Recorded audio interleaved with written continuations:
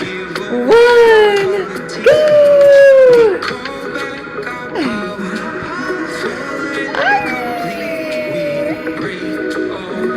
Hello, everybody. We are back to day 2 of Emergence. Hi, Gigi. Hi, Michael. Look at you over there. Hi, Edwin. Hi, Claire. Good to have you. Hi, Jen. Good to see you again. It's good to be back here. Hi, Caitlin. It's good seeing you. We got Cassie Nova in the house. Erica, nice to have you back. Good to see you. We've got Kelly Renee. Amazing. Okay. All right. So today we are diving into day 2 of Emergence. And the mantra for today is, I am grateful for my body and I deserve to receive pleasure. So today is all about embodying pleasure. And we have 2 really incredible talks today that are diving into pleasure from the masculine and the feminine. And they are very edgy and very amazing. And yesterday, we dove into stages 1 and 2 of the awakening journey. We had Echo and we had Crystal. For people who were here yesterday, how was that for you guys? Super powerful. I was getting messages like all night from people that were having wild breakthroughs. So go ahead and type it in the chat if you had a breakthrough from yesterday. I know that that was like just wild. Oh, okay. I love it. Yeah. I'm chatting here at the moment, and I heard that there was some healing in the house yesterday. From some people had some very profound healing from the thought. Yes. Did you say, sorry, it was a little hard to hear. Did you say it's okay? You can hear me okay? I chat here. Your voice isn't coming in very clear. Yes. All I wanted to say was I heard something. Okay, cool. Okay, amazing. Okay, well, you can type it in the chat. I can't exactly hear it right now, but I'm definitely down. If you want to type anything in the chat, I'd love to hear. Yeah, Gigi, plenty of confirmations from yesterday. Yeah, and you can still view yesterday's talk. So yesterday was super deep. We dove into trauma healing. We dove into nervous system regulation. We dove into moving out of victimization. We dove into these heavy, deeper emotions that are the stage 1 journey of the 7 stages of awakening. And if you missed that yesterday, we're going to do a little review on it today because it is pretty important. And it's going to be the framework of what we're going to be doing throughout the whole week. And obviously, every time we go into it, it goes a little bit deeper. And yeah, you can view yesterday's talk in the online community. So how many of you guys are already in our Chrysalis community? Yeah, we got a few of you. We got Michael, Cassie. Yeah, I know Jen, Caitlin. Yeah, we have a bunch of you guys already in there. If you're not already in there, Alawan, if you could put that link in here, that would be amazing. Okay, you just joined it. Perfect. So that's where we're going to post the replays. And in that, you can also, we have weekly men's circles, women's circles. There's a bunch of things, and you have access to that for a full month. So you can watch whatever you want in there. You can join any of the events. It's super amazing. The replays are going to be available until next Wednesday. So you have from now until next Wednesday to rewatch a talk that you missed, or maybe you see a talk for the first time. Next Wednesday, we're going to be selling the replays for $500. So definitely watch it before Wednesday. If you want to miss, or if you want to see something that you missed, I would definitely go in there this week. And yeah, all week we're going to be, okay, let's see here. The replay link didn't work from your email. Okay, that's super helpful. So yeah, just if you are having any issues with the replay, let me know. What you'll do is inside of the Mighty Networks, you can go in there and on the side, you'll see the festival links, and that's where we're going to be posting it. So you'll see day 1 and it'll be in there. So you guys, this is how you can kind of like access it. And you can also see a bunch of things in there. It's super amazing. This platform is so powerful. And it's we also do a lot of our gifts in there and things like that. So during this retreat style immersion, all week, we're going to be giving away gifts and prizes. And so we recently just announced the winner of our day one for Emergence Festival. And the winner from day one is Maria Moreno. And Maria wins the astrology reading with Kathy Nova. And Cassie's actually here today, which is amazing. So Kathy, Maria is going to be doing the astrology reading with you. Cassie is an incredible astrologer. She's actually our in-house astrologer inside of the Chrysalis community. She does these monthly new moon readings. They're super powerful. She's just like an expert with astrology. She goes so deep. So Maria, you are going to be doing a session with with Kathy. And today we have a special giveaway. It's a bit of a different giveaway, and we're going to be doing something super unique that Tiffany is going to announce that you're not going to want to miss out on. We're all going to be participating. Like our whole team is going to be participating, and we encourage you to participate. And it's a little bit edgy. So the winner for today is going to receive Tiffany's Sensual Rituals Workbook, which is super edgy, super beautiful. And so the way to win that, she will describe that to you at the end of today. So again, this entire week is all about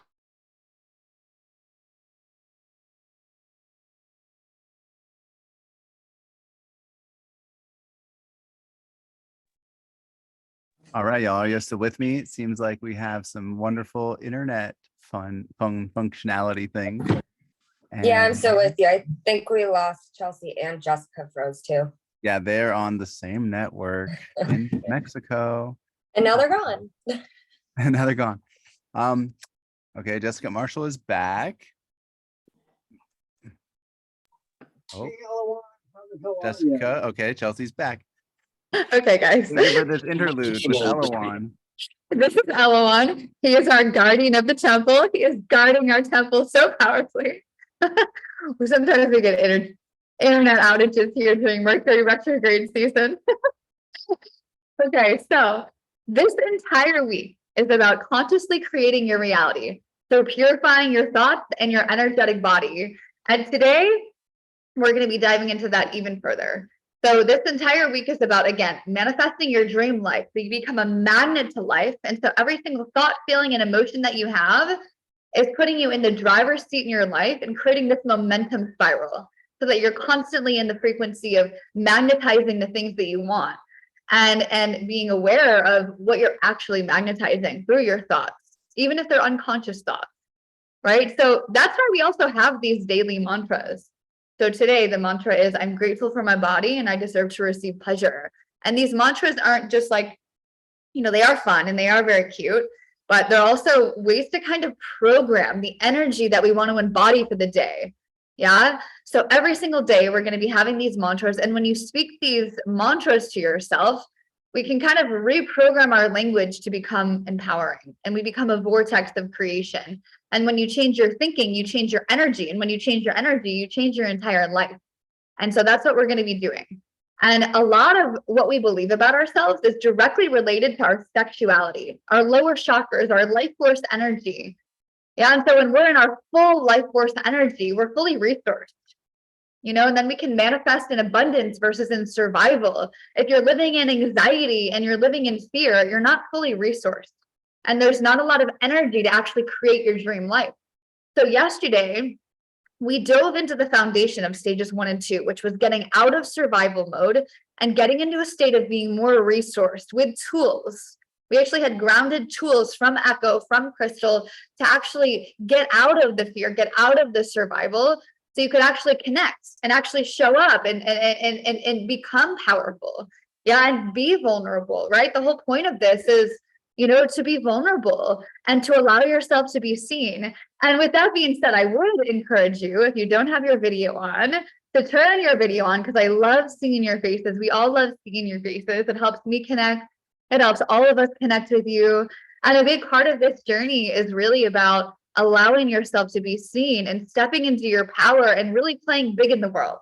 We're shifting from playing small to really going out there and playing big. And part of that's allowing yourself to be seen, getting vulnerable, and That's also what we're going to be doing a lot of today. And so when you're living in a survival mode, your brain automatically starts selecting the worst case scenarios for your life. And it starts preparing for the worst. And then everything in your life is revolving around that state of being, the worst case scenario.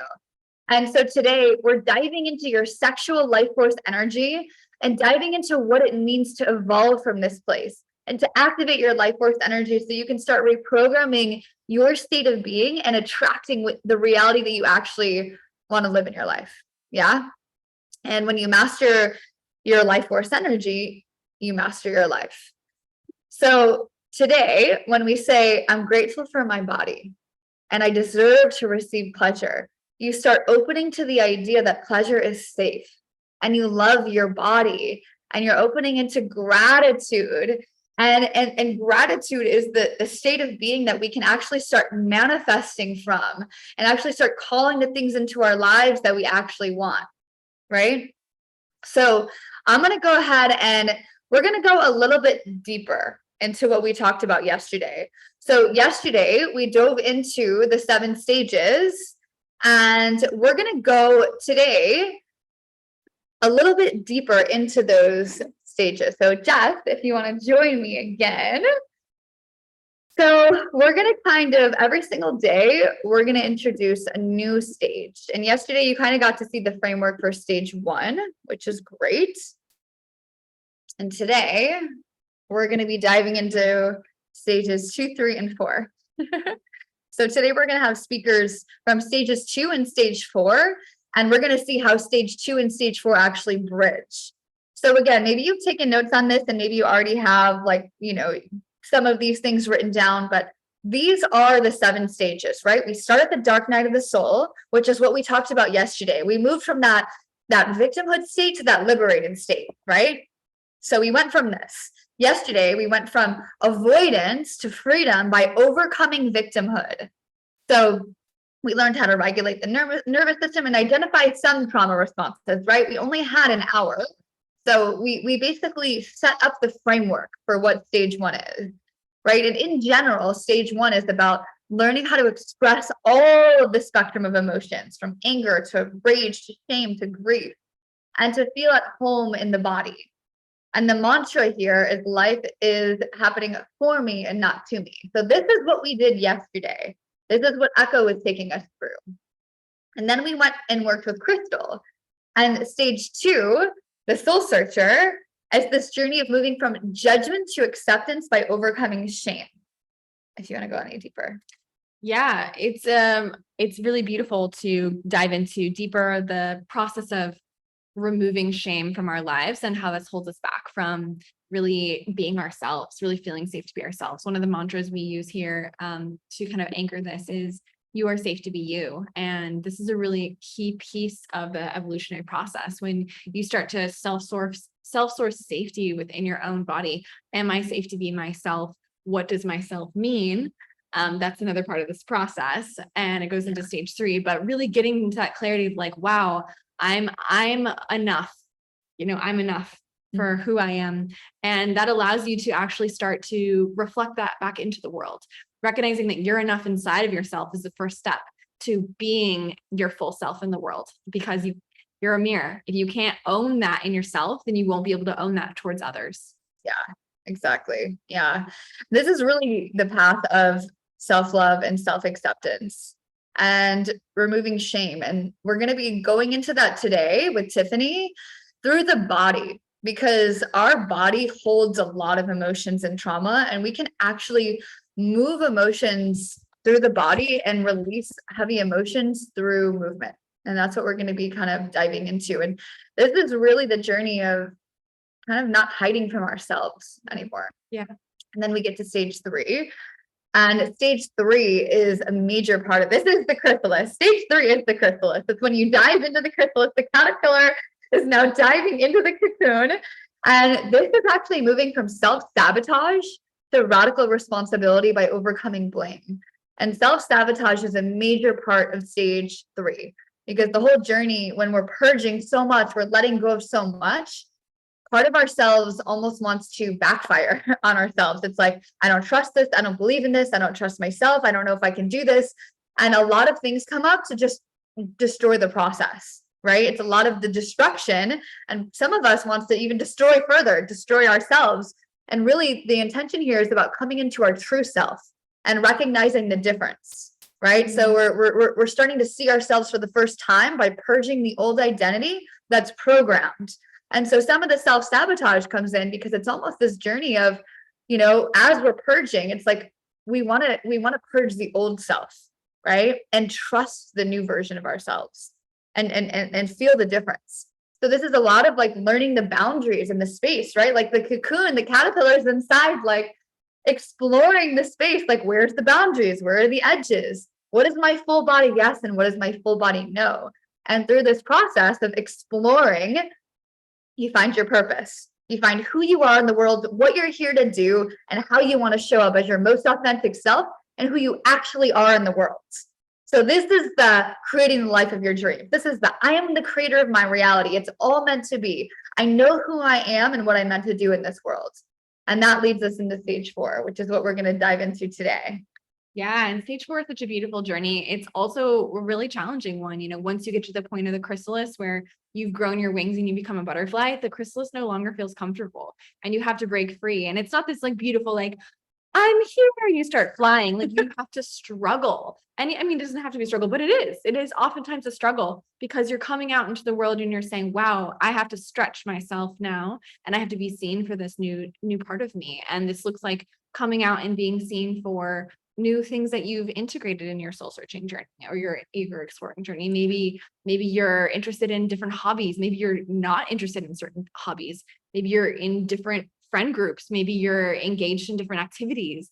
Maybe you're interested in like different topics. And it's hard to sometimes be seen that way by our families, by our communities, by our friend groups, by our jobs, by our careers, to show up as this different person. But it's also the most liberating thing you can possibly do, because all of a sudden you are aligning yourself with your true tribe, with your true identity, with your true purpose, the things that are actually magnetized towards your actual authentic self. And this is all about stepping into sharing your gifts, sharing your truth, cultivating intimacy, because without knowing your truth and sharing it, you can't have real intimacy. You're always wearing masks. So this is also the pathway of intimacy, stepping into connection with other people. It's about being seen as you are by others, whereas stage 3 is about stage 2 is about seeing yourself and loving yourself. This is actually being seen by others and then receiving the love and also the rejection, being willing to deal with possible rejection, possible judgment, possible failure, all these different fears that come in this place. Like, well, I can't be seen because then they might reject me or they might judge me. Well, these are the things you got to work through. And this is a huge part of this journey in stage 4, and really beautiful. Yes. Yeah. So essentially, this is kind of just an overview. And today we obviously are going to get a taste of each stage, just like we did yesterday. Yesterday we got to dive into, stages 1 and 2, and we got to kind of see the framework and the tools and the setup. And we're going to be able to do that again today. And each of these stages, goes deep, right? We're giving you kind of like the framework and the tools so you can kind of move through and kind of see this map. And the point of this week is to get the map and to understand the map and how the map connects. Every single stage we've taken a year to uncover. And so, maybe a lot longer than that, but we put the pieces together over the past year, right? Yeah. Stage 4 for how many years? Yeah, exactly. Yeah. And that's another point, it's taken us 1 to 3 years per stage to move through. So it's not like an overnight journey, and it's not supposed to be. Life isn't just about the destination, it's about the journey, and it's about going through the entire process. And so, yeah, that's what we get to do today. And today we kind of get to dive into stage 4 a bit. Okay. Okay, cool.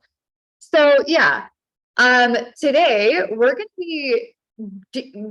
to be bridging stages 2 and stages 4 upon each other. And just kind of like Jessica mentioned, stage 2 is about self-love and self-acceptance, and stage 4 is about staying true to yourself in the face of another, right?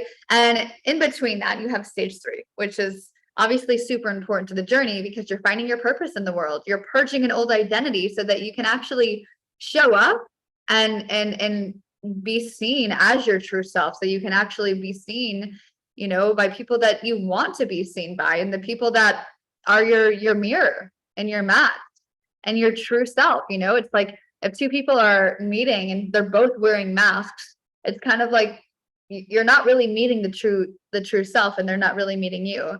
So the whole journey of stage 3 is kind of the unmasking, so that in stage 4, you're showing up as your true self and meeting the other person in that journey. And so, yeah. And the other thing is in stage 3, it's about really finding your purpose. And when we get to stage 4, the emerging visionary, it's time to live it and share it with the world and emerge and debut. And sometimes that can be scary, and insecurities come up, and the fear of being seen comes up, and the fear of judgment, you know, being judged by other people for your deepest vulnerability, like your art, you know, your heart in the world. And sometimes imposter syndrome comes up in that. So this is kind of the journey of liberating yourself in the body to free yourself from judgment. And this is where we become embodied in the journey, right? Like up until now, we're kind of just, we know we have a body, you know, maybe we're uncomfortable in our bodies. We're not super like connected. We don't breathe in one motion with our body. In stage 4, we become embodied, and our comfort in our home, in our temple, starts to anchor. And this is where intimacy is developed, right? This is where we start to really feel, you know, who am I in the world and how do I show up in the world? And we get really attuned to the subtle energy. And that's where intimacy comes in, right? This is where we show up unapologetically for who we actually are in the world. And intimacy actually comes from the Latin word intimus, which means pertaining to one's deepest nature. And so what we really want in the world is to be loved for our deepest nature, right? We all want to be seen for who we actually are. And that is sometimes really vulnerable, right? To love me even when there's snot coming out of my nose, and, you know, when my hair is a mess and I'm just all over the place, and to love me anyways. That's what we actually really want. Like, can I still show up when I'm like this? And will you still love me when I'm just wild, right? When I'm just not in my most beautiful put together essence. And this is the journey of stage 4. This is about being seen at your core. And so, yeah, and it's not about validation, it's about intimacy, right? And there's a difference. Like intimacy is really this journey of like, oh my gosh, like, you know, into me I see, like they see right through, they see into me, you know, they see into me, not just they're validating me, right? And there's a subtle difference there. So when we reach this place in ourselves, what we're doing is we're cultivating the ability to love ourselves and to be loved without our defenses, and without feeling like we're being exposed, which sometimes happens in this stage. You know, vulnerability can sometimes feel like exposure, like, oh my God, you know, I'm exposed. Now they know the secret is out. Instead of like, oh wow, my walls are down. You know, my defenses are down. You know, now I can really stay true to myself beyond the fear, beyond the self-judgment, because really we're judging ourselves, and that judgment's just getting mirrored back to us. So we're getting it twice. We're judging ourselves and they're mirroring it. And now we're like, okay, now it's amplified. And so that's why stage 2 is so important, because the self-love journey is what gets reflected in the outer world. And so it has to start within. It has to start within ourselves before we can go out. So we use this phrase in our community called ashtahe. Yeah, I think every single person in this room has now heard that by now. And ashtahe means I am you being me. And the reason we use it, and it specifically pertains to stage 4, because it reminds us that we're all the same and we're all mirrors of one another. and we're not alone in our experience and our journey. So stage 4 is where this phrase and this terminology like was birthed, you know, and it's important because, you know, we're, you know, sometimes we feel, you know, when we feel safe in our community, we can express ourselves. Like, it's really important to feel safe with the people that we're with, right?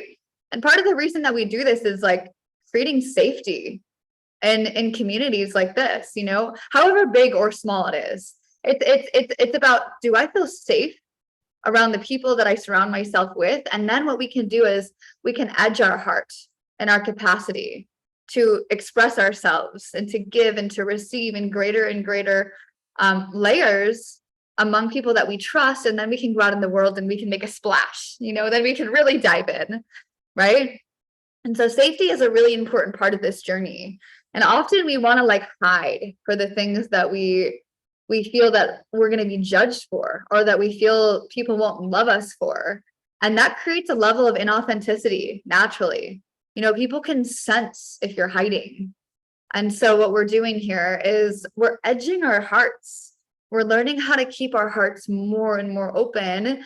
And, you know, if we're not doing that unintentionally, we're hiding and maybe even lying or avoiding life out of protection, right? We're like like we're wanting to emerge, but we're still in the cocoons. We're still protecting ourselves in the shell. And this is the journey of unmasking, coming out of the chrysalis, coming out of the hiding, and really allowing ourselves to emerge in the world in a really powerful way. And so what we're doing is we're developing a direct perception to truth in this entire journey.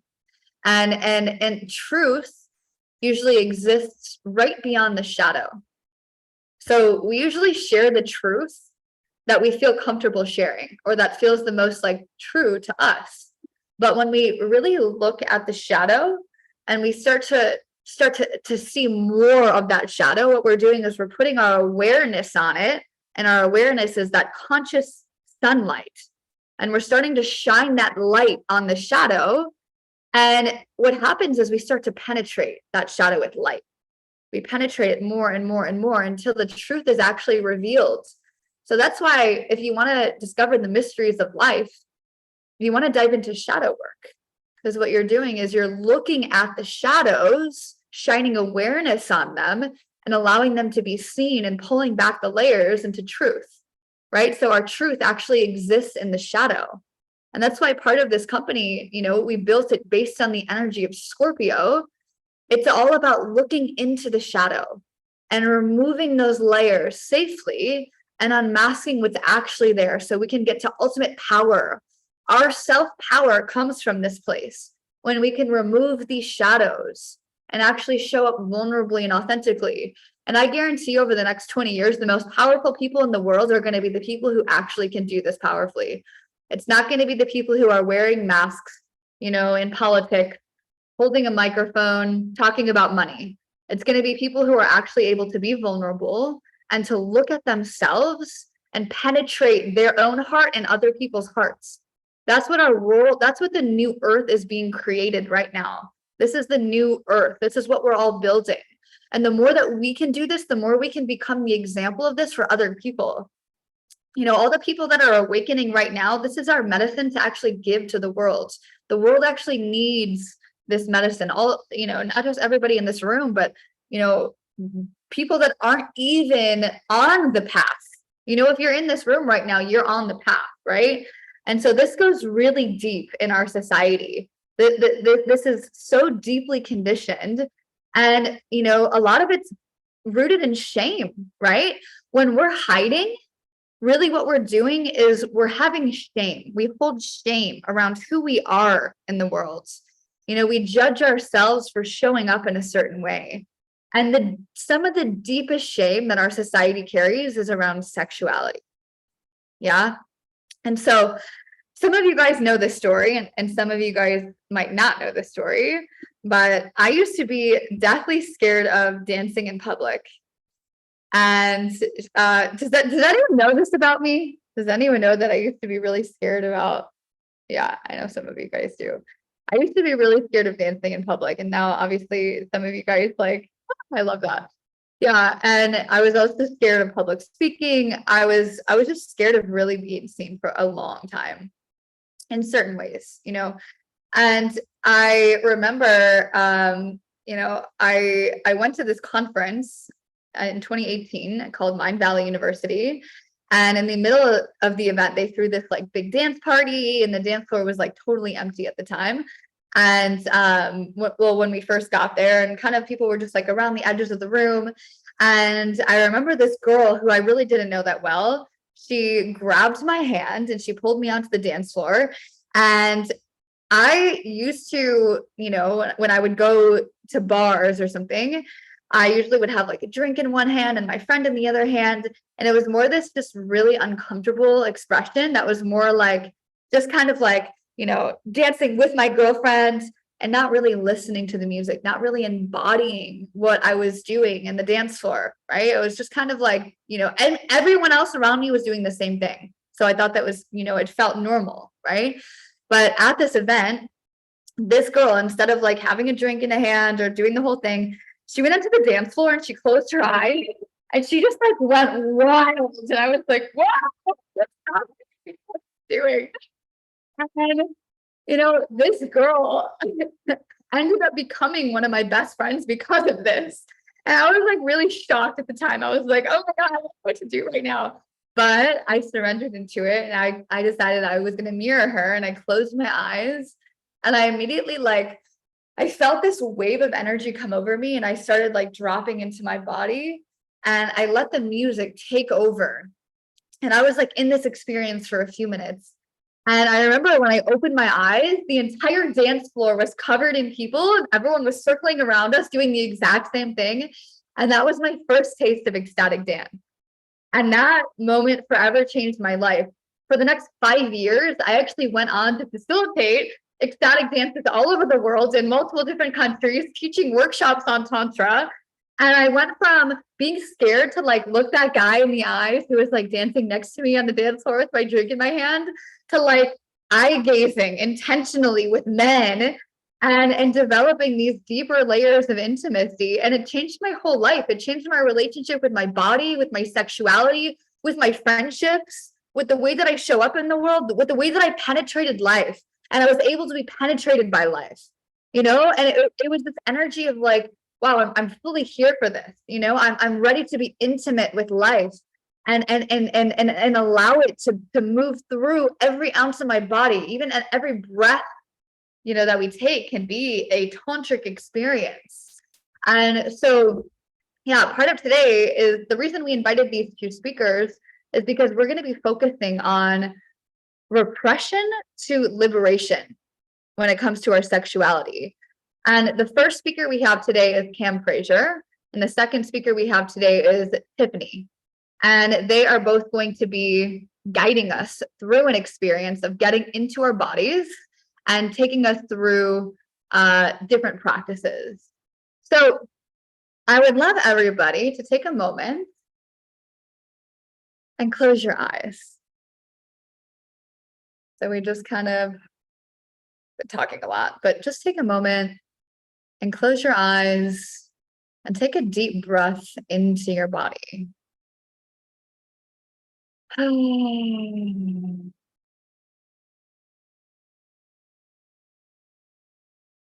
I'd like you to go ahead and on the exhale with an audible sigh, allowing yourself to be heard in the room that you're in.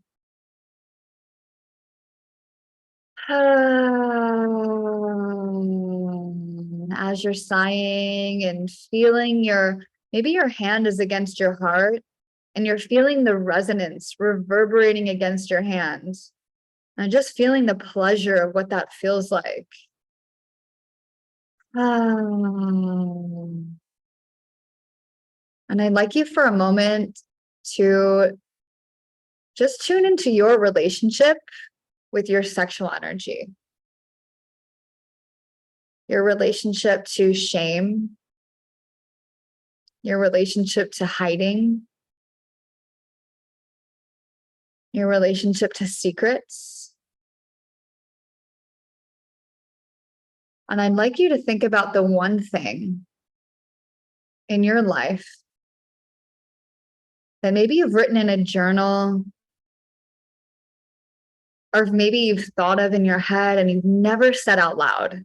You've never said it out loud. You've had fear, you've had shame, you've been carrying a heaviness or a secret that's been weighing on you and maybe holding you down. And just feel what that feels like to hold that in the physical body, to feel the shame, to feel the repression.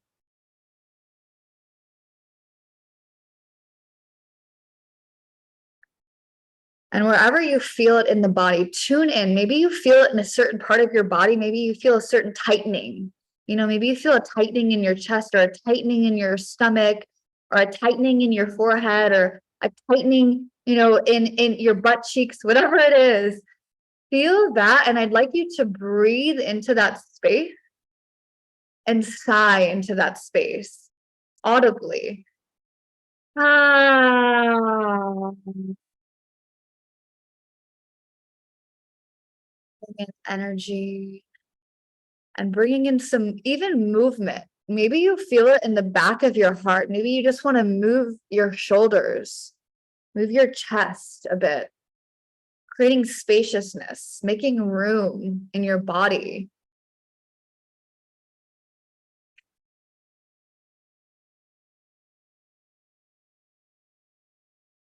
And now that exact thing that you're carrying shame over, or that you have a secret around, or that thing that you really don't love saying out loud, maybe only your best friend or your parent knows, or your sibling.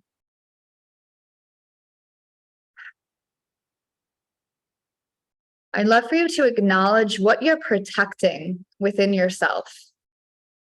You know, sometimes we hide from things because we're protecting ourselves.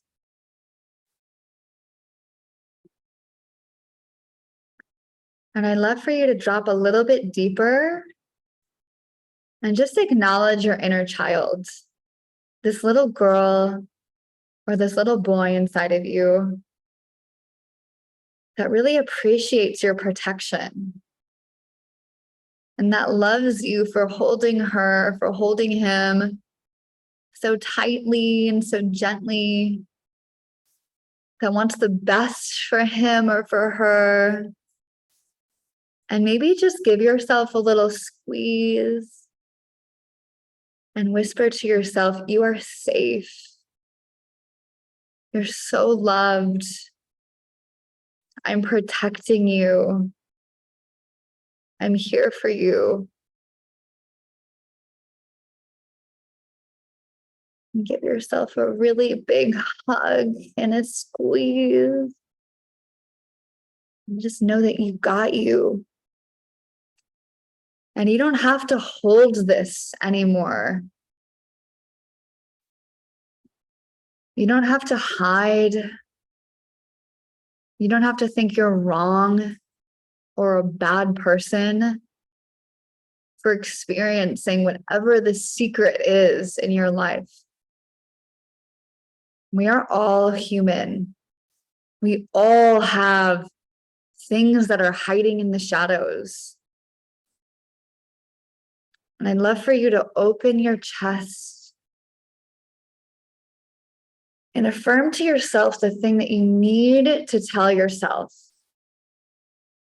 The thing that's going to help you move through this judgment into acceptance.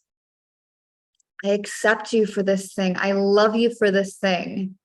This is the reason why I love you so deeply. And affirm to yourself whatever it is that your inner child really needs to hear in order to feel safe and secure and protected, and to drop the shell, to drop the wall, and to move into trust and security. I love you, little one. You're safe. You're supported. You're so held and loved and cared for. And there's nobody in the world that I would rather walk this journey with. And really affirm to your inner child that you've got you. And it's safe to be you. It's safe to have this experience. And you can take another breath. And if there's any other message that your inner child wants to share with you, ask him or her to share. And when you're ready, you can open your eyes and type in the chat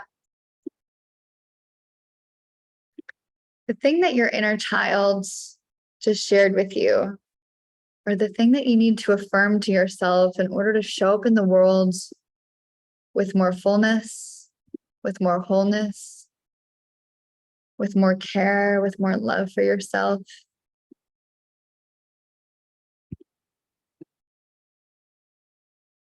If there's anything that came through,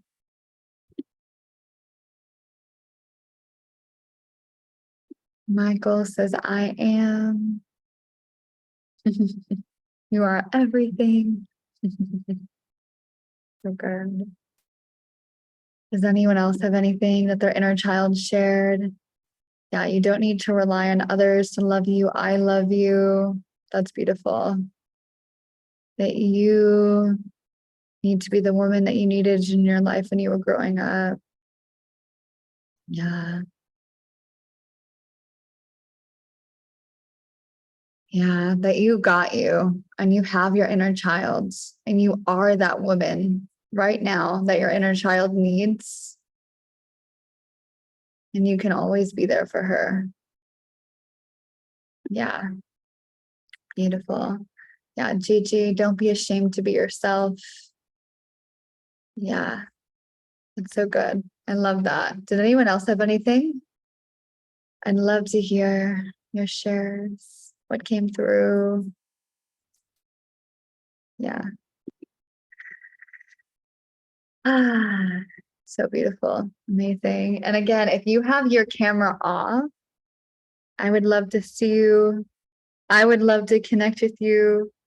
I would love to see, yeah, that you're a piece of God. I love that. Yes. We have Michael Rosenboom and then we have Mickey in here. It's so cool because Michael goes by Mickey sometimes. I love it. Or maybe that is you. I don't know. So good. Amazing. Okay, beautiful. I love that. Okay, so yeah, so amazing. So today we are going to be diving in with Cam Fraser and Tiffany, and we're going to be going into our sexual energy. And I would love for you guys to type in the chat your intention for this session. Knowing that we're going to be diving into sexual energy and sexual liberation, I would love to know your intention for being here today, what you'd like to receive from today, what you'd like to receive from the session, and what your relationship to your sexual energy is. And if there's something that you want to feel liberated in, if there's a part of you that wants to kind of open and liberate even further, what does that look like for you? And I know we have Erica here, we have Amber, Jen, Tori, Caitlin, Melina, Claire, Deepak. I would love to see you guys.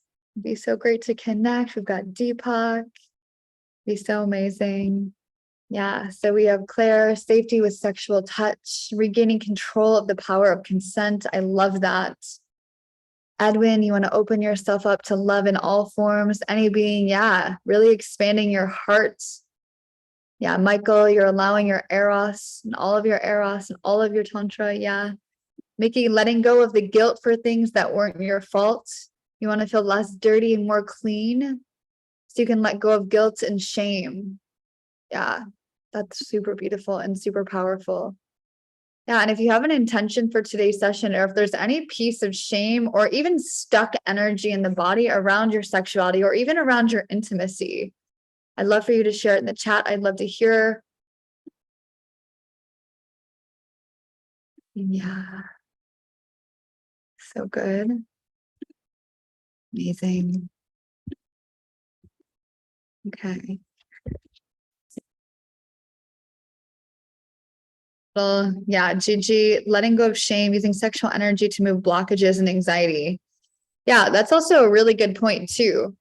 Sexual energy, when our sexual energy, our life force energy moves to the body, we can actually move blockages through our body. So that if there's any trauma that's stuck along your central channel, your chakra system, your spine, it can literally push the blockages through the body and actually leave the body. Such a good share. Yeah, to show up completely, to experience your sexuality fully. Yeah, you had an experience when you were younger and you're with a male cousin that you want, that you initiated, and you've always run away from it. You're ready to heal and willing to experience. You feel it's blocking you. That's super powerful. Yeah, and today that could even be a beautiful thing to bring to the table with Cam. I love that. So right now, I would love to invite everybody to stand, and we're going to do some body shaking. So it's really beautiful to kind of start these sessions by just clearing the body. And if you're in a space where you can shake, I encourage you to shake. We're just going to do some shaking because sometimes, our life force energy can literally get stuck in the body, right? Like we just said, and shaking, when dogs, run into walls, they shake off their body to kind of move the energy from the body. And so we can kind of do that too, and kind of shake the body and move it around. So I'm going to put on a little song here, and we're going to go ahead and start shaking. I'm going to see, can you guys hear? Let's see here. Can you guys hear my music? Yeah? Okay, good. Okay, so go ahead and stand up. I know you're probably really cozy, but we got to do this just to clear the body. So we're going to start by shaking the hands.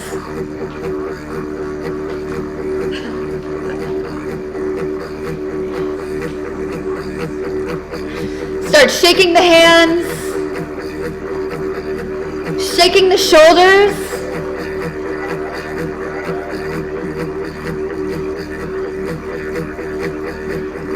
shaking the elbows,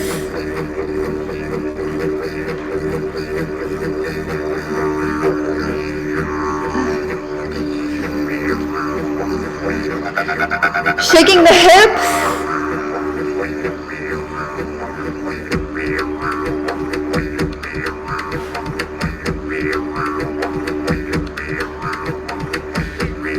shaking the legs,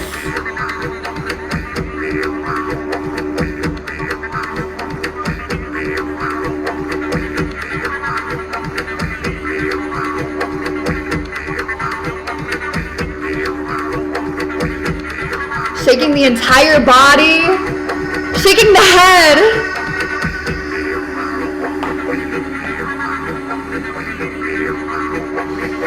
Yes, I love it. Keep shaking.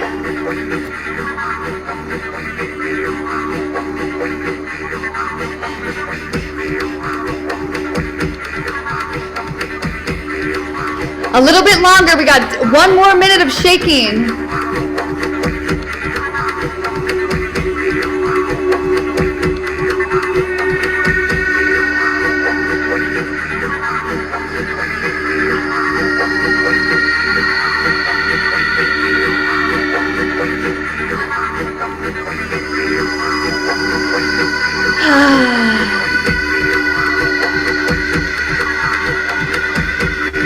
Yes, there we go.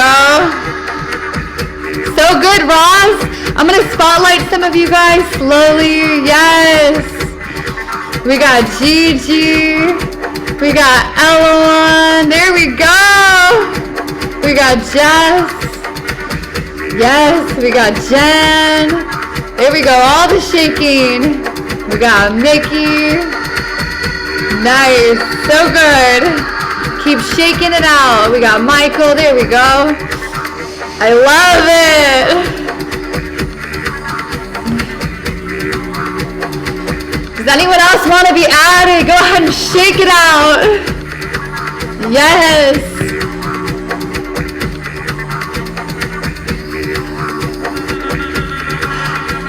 Beautiful. I love it. Okay, now we're gonna go ahead and bring this energy into the heart. So all that energy that you just shook out, now we're gonna go ahead and take it into the heart. So breathe all the way in.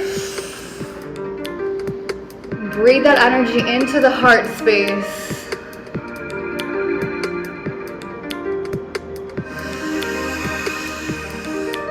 And I'd love for you to go ahead and move in the way that feels the most organic to you, whatever feels the most natural. Maybe it's just moving your head, maybe it's moving a finger, maybe it's moving your shoulders.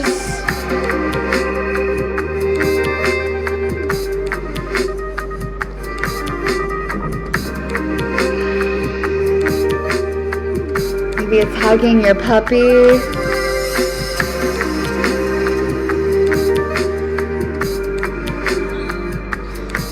So good. And allowing yourself to drop in.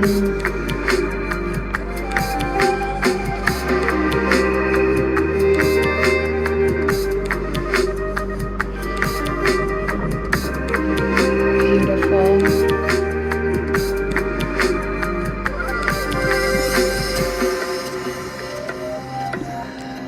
I love it. Yay.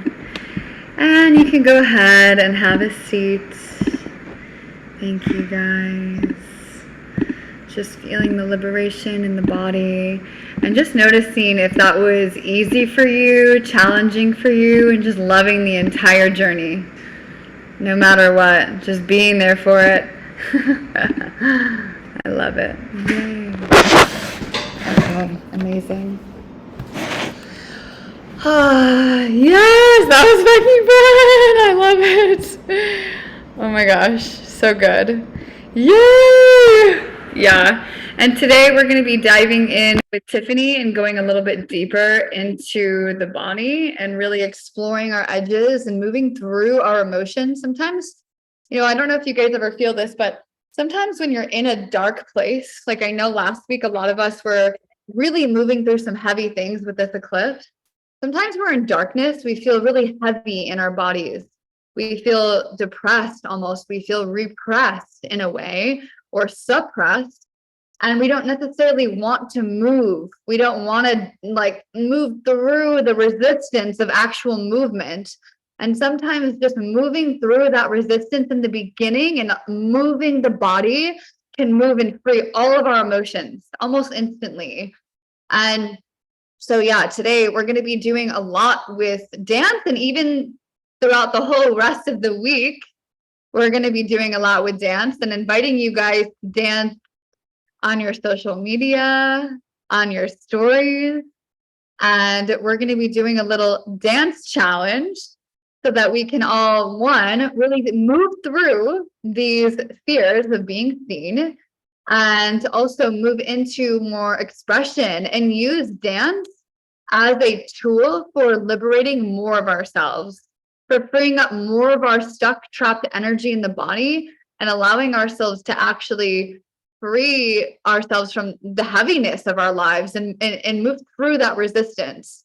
So this week, all week, we are going to be, you can tag Chelsae, you can tag Chrysalis, and we're going to be kind of diving into that dance challenge on social media. Okay, so beautiful. So I would love to hear somebody go ahead and unmute themselves and share. Somebody who is kind of in stage 3 and stage 4 right now. What is your biggest challenge and the biggest thing that you're working through in stage 3 and 4? Does anyone want to share? Yeah, Michael. Hopefully you can hear me now. The biggest thing for me is the old patterns of self-doubt still come forth in the midst of my incredible victorious act.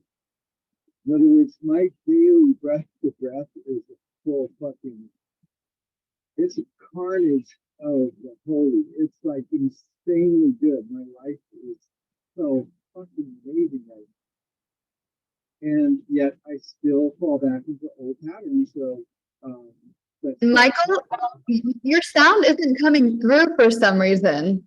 I'm not sure what it is. I think maybe I don't know if there's wind or something, but it's really hard to hear.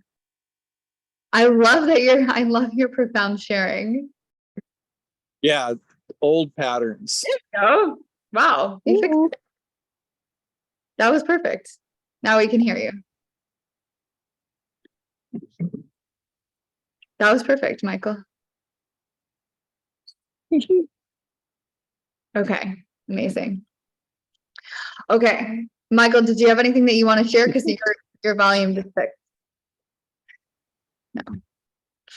Okay, no worries. Okay, cool. Okay, so we are now going to switch gears, and we have Cam Fraser here, who is an expert in sacred sexuality, and he's going to be diving into moving from sexual repression to expression. And Cam is one of our master coaches in Metamorphosis for stage 4 of the 7 stages of awakening journey.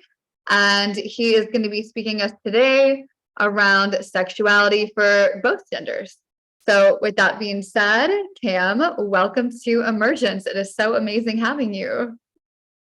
Thank you so much. Thanks for inviting me in. And just by way of thumbs up, can everyone hear me? Just making sure that I'm coming through nice and clear for everyone. Beautiful. Thank you. Yeah, so for those of you who don't know me, my name is Cam, and I am a sex coach. I predominantly work with straight men, but my intention today is to make the content of this workshop much more applicable to a general audience. And I'm also the current deputy chair for the Society of Australian Sexologists. So I do my best to try and have a foot in both the academic sexological world as well as the esoteric spiritual sacred sexuality space as well, and maybe try and blend the two of those together. I think a lot of those there's a lot to learn from both of those communities, and I think both communities could draw on each other for some wisdom. So I'll do my best to weave a little bit of both of those teachings into today's workshop. And I'm also beyond that, me personally, I'm also a father. I have a lovely wife and a beautiful 2-year-old boy. He just turned 2 last week. We had a really lovely Toy Story themed birthday for him here with the family, which was fantastic. I got all dressed up in my best Woody outfits, and my son was a big fan of that, which is good. And I'm also really passionate about the intersection of masculinity and sexuality, and the reason why is because it's been really transformative in my own life. I was as a younger man really repressed with my sexuality. I felt really insecure about who I was as a young sexual man, as a young man in general, but particularly around like how I expressed my sexual desires, how I acted upon my sexual urges. I had a lot of shame and a lot of guilt around it. And I'll kind of explore with you some of the reasons why that shame and guilt is really associated with a lot of our sexuality and how we can overcome that. But like going through the process of firstly seriously injuring my lower back, I actually fractured my spine, and then coming through rehabilitation, I was introduced to Pilates, to yoga, to massage, to somatic work, just doing a lot of stuff to tune back into what I was actually physically feeling. And then beyond that, I also was introduced to psychotherapy quite at a relatively young age, so at the age of about 18. And that introduction was, I introduced myself to it, but I don't want to give you the impression that I was this young, enlightened teenager. It was because halfway through my yoga classes, I noticed that I started welling up, and I started, crying, and I started bursting out into tears. And there was other times in Pilates classes where I was trying to do a particular posture or a pose, and I couldn't do it because my back was so sore, that all of this anger surfaced, and I started getting really irritated and frustrated, like disproportionately so compared to what activity I was trying to do. And so I was like, I can't let my mates know that I'm crying in yoga. I can't let my mates know that I'm getting angry at my Pilates instructor. I've got to do something about this. I thought I was broken and that I shouldn't be feeling these emotions, that I shouldn't be expressing myself. And I wanted to stop doing that. That was my intention going into therapy. Very quickly, my therapist was like, no, it's actually really healthy to have emotions and that you need to learn how to express them properly. And so thankfully, she guided me over the next couple of years whilst I was a student at college in America, as a matter of fact. And we did narrative therapy to get together. So that's what I'm really passionate about, is like unpacking the narratives that we have around our sexuality, around our masculinity, around our femininity, around who we're supposed to be in the society that we live in, and whether these narratives either firstly serve us, whether they're healthy and beneficial for us, and also whether they come from internal narratives, like these are things that we believe about ourselves and we tell ourselves and they come from us, or are they imposed on us from external sources, maybe from religion, maybe from family, maybe from friends, maybe from TV and media, whatever it is, society at large. And again, discerning, is that helpful for us? Is it serving us? Is it healthy? Or should we let go of those and rewrite our own narratives and create our own stories and adhere to our own scripts? So that's what I'm really passionate about, is unpacking where the narratives around masculinity and sexuality intersect. But again, I'm going to try and make the work today a bit more applicable to everyone. So hopefully that all makes sense. And where I want to go today is, like I said, from repression to expression. So the underlying strapline of this is overcoming shame and embracing pleasure, right? Repression is very much, at least in my opinion, associated with shame, and expression, in the way that I'll explain it today, is, at least in my opinion, very much associated with pleasure and being in your pleasure. And I'll explore a bit more of that with you as we go forward. So that's where I want to take you, from repression to expression, through shame into pleasure. And there'll be a couple of activities that we'll do to kind of do that. What I want to encourage as well is I'm going to be doing some interactive stuff with you. So if you feel comfortable, I want to encourage you to keep your camera on. It's much more conducive for being able to connect with others if we're able to see each other's faces. Now, that's not an obligation. You're, of course, sovereign and free to do whatever you like. But I'll encourage you to keep your camera on. But of course, if you feel uncomfortable, you're welcome to turn it off. There'll be some times here where I'm going to invite you to do some interacting. Again, the invitation is like, please lean in to sharing. But of course, you do not have to. You're not obliged by any means. But the more people that feel comfortable sharing, the more we'll have opportunity to connect and resonate with each other. So that's my caveat there, is you don't have to do anything that you don't want to do. You have full agency, but I really want to encourage you to lean in. We might be talking about some stuff that's uncomfortable, but there's a lot of benefit in doing that. So let's start with understanding repression, right? So at least in my opinion, where repression comes from is, it kind of comes from a number of places externally to begin with. The first is there's a couple of places, but the first thing that comes to my mind, at least, is the education that we receive around sex, or more accurately, I should probably say the lack of education that we receive around sex, especially from our parents, or from school, or from religious institutions if we grew up engaging with them. We typically get a particular type of education around sex, if we get any at all, and that particular type of education is very commonly sex negative and pleasure negative.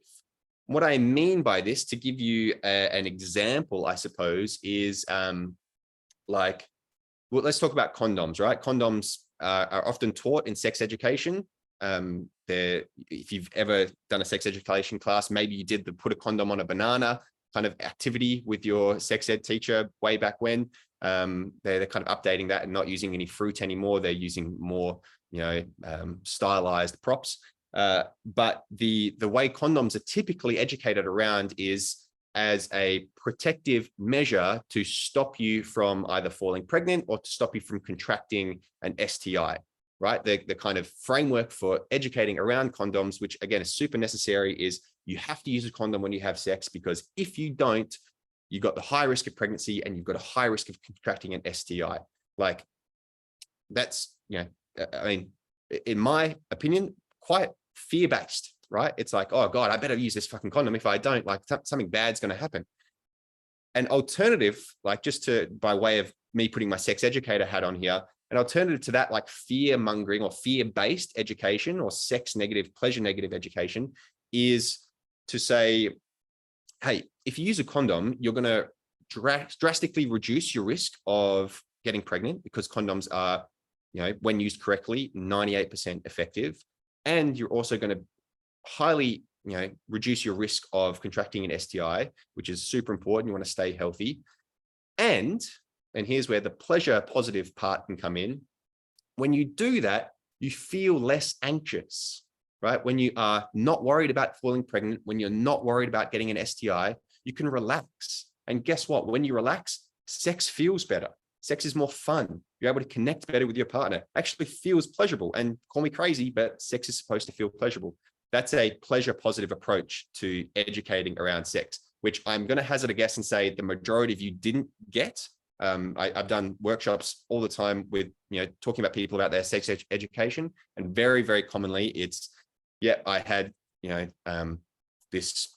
Well, I'll share mine, and if anyone feels comfortable sharing theirs, I'll kind of put I'll plant the seed. If you feel comfortable sharing about your sex ed experience in school, I'll start off with sharing mine. I'd love to hear anyone else's if they feel comfortable. So I had this this sports teacher, this PE teacher, share the burden of sex ed with my class, and this was in year 7 at my all boys school, and the teacher's name, his name was Mr. Scrimshaw, and he was obsessed with his family lineage of Scrimshaws, hence his last name. And if you're not familiar with what scrimshawing is like what old sailors used to do with whale teeth. They used to etch little carvings and stuff into it, and like, you know, have them as trinkets and sell them as art. And it's a, you know, a profession that's kind of long, kind of like been lost to history. But the reason why I know that is because Mr. Scrimshaw spent more time during the sex ed class telling us about scrimshawing than he did actually educating us about sex. So my sex education class was like, non-existent essentially. So that was my one sex ed class that I got during my entire schooling, and I didn't really learn anything. A lot of what I had to learn about, which is what I educate today, I had to do after school, and seek it out myself. But I'm curious to know, I saw some people jumping in the chat. Did anyone have a sex ed experience that they feel like sharing that they think is you know, relevant to the conversation that I've kind of started? Anyone want to jump in?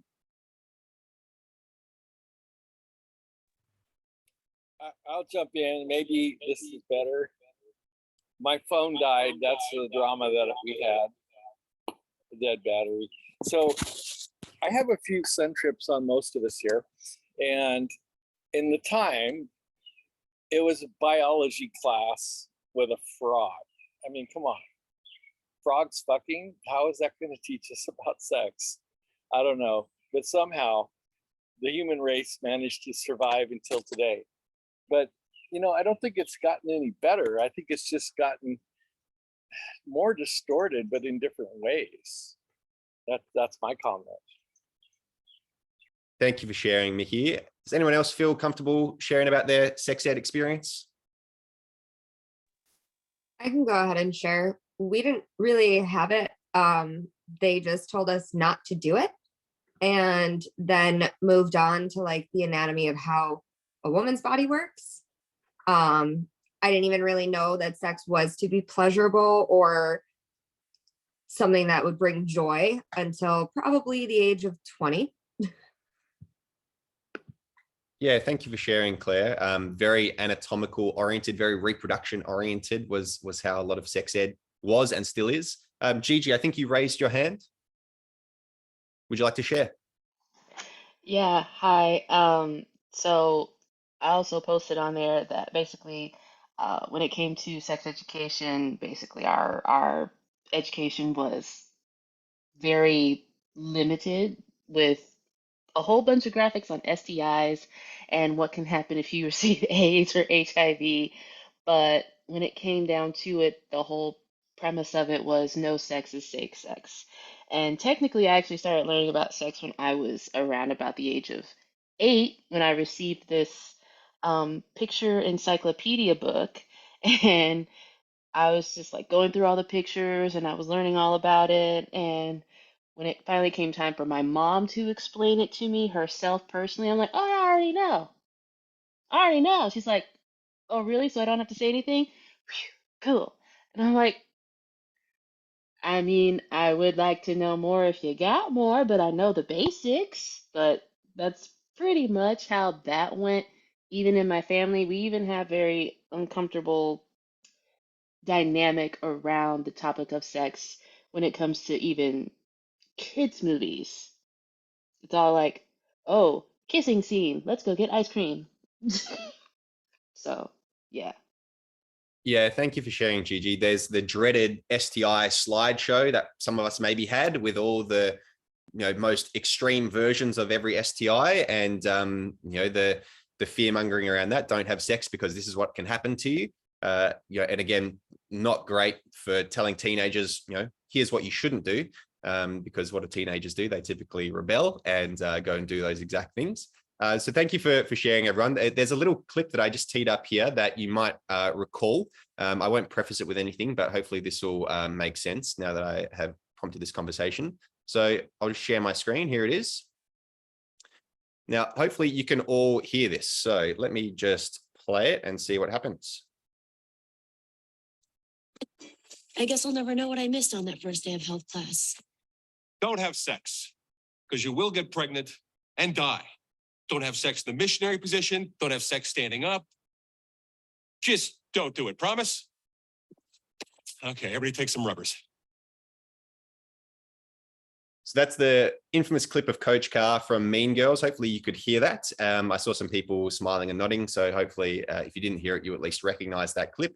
But yeah, the fear mongering of Coach Carr, and that is what was supposed to be a satirical jab at the sex education in the United States in particular, ended up being a surprisingly concise summation of what a lot of people were receiving in their sex ed classes. Hopefully some of you maybe had some positive sex ed experiences. We won't get into that right now because I want to move on. But that's one of the major places where sexual repression comes from, is from the fear that we have around our sex education or around our sexuality because of the lack of education that we got. Beyond that is the general sex negativity and pleasure negativity in society, right? So what I mean by this is, especially pleasure negativity, is we don't prioritize pleasure. For a lot of people in society, we prioritize productivity. We prioritize being productive. We prioritize achieving things, being on purpose. If you're, in the self-development space, personal growth space, you probably heard the term being on purpose, like pursuing your purpose, like having a mission, things like that. We're very much geared in our society to really emphasize that, being productive and being on purpose and doing things. And so because of that, a lot of us feel, and I'll speak directly for myself here, I feel guilty if I rest, if I take a day off to slow down, to have a bath, to not work.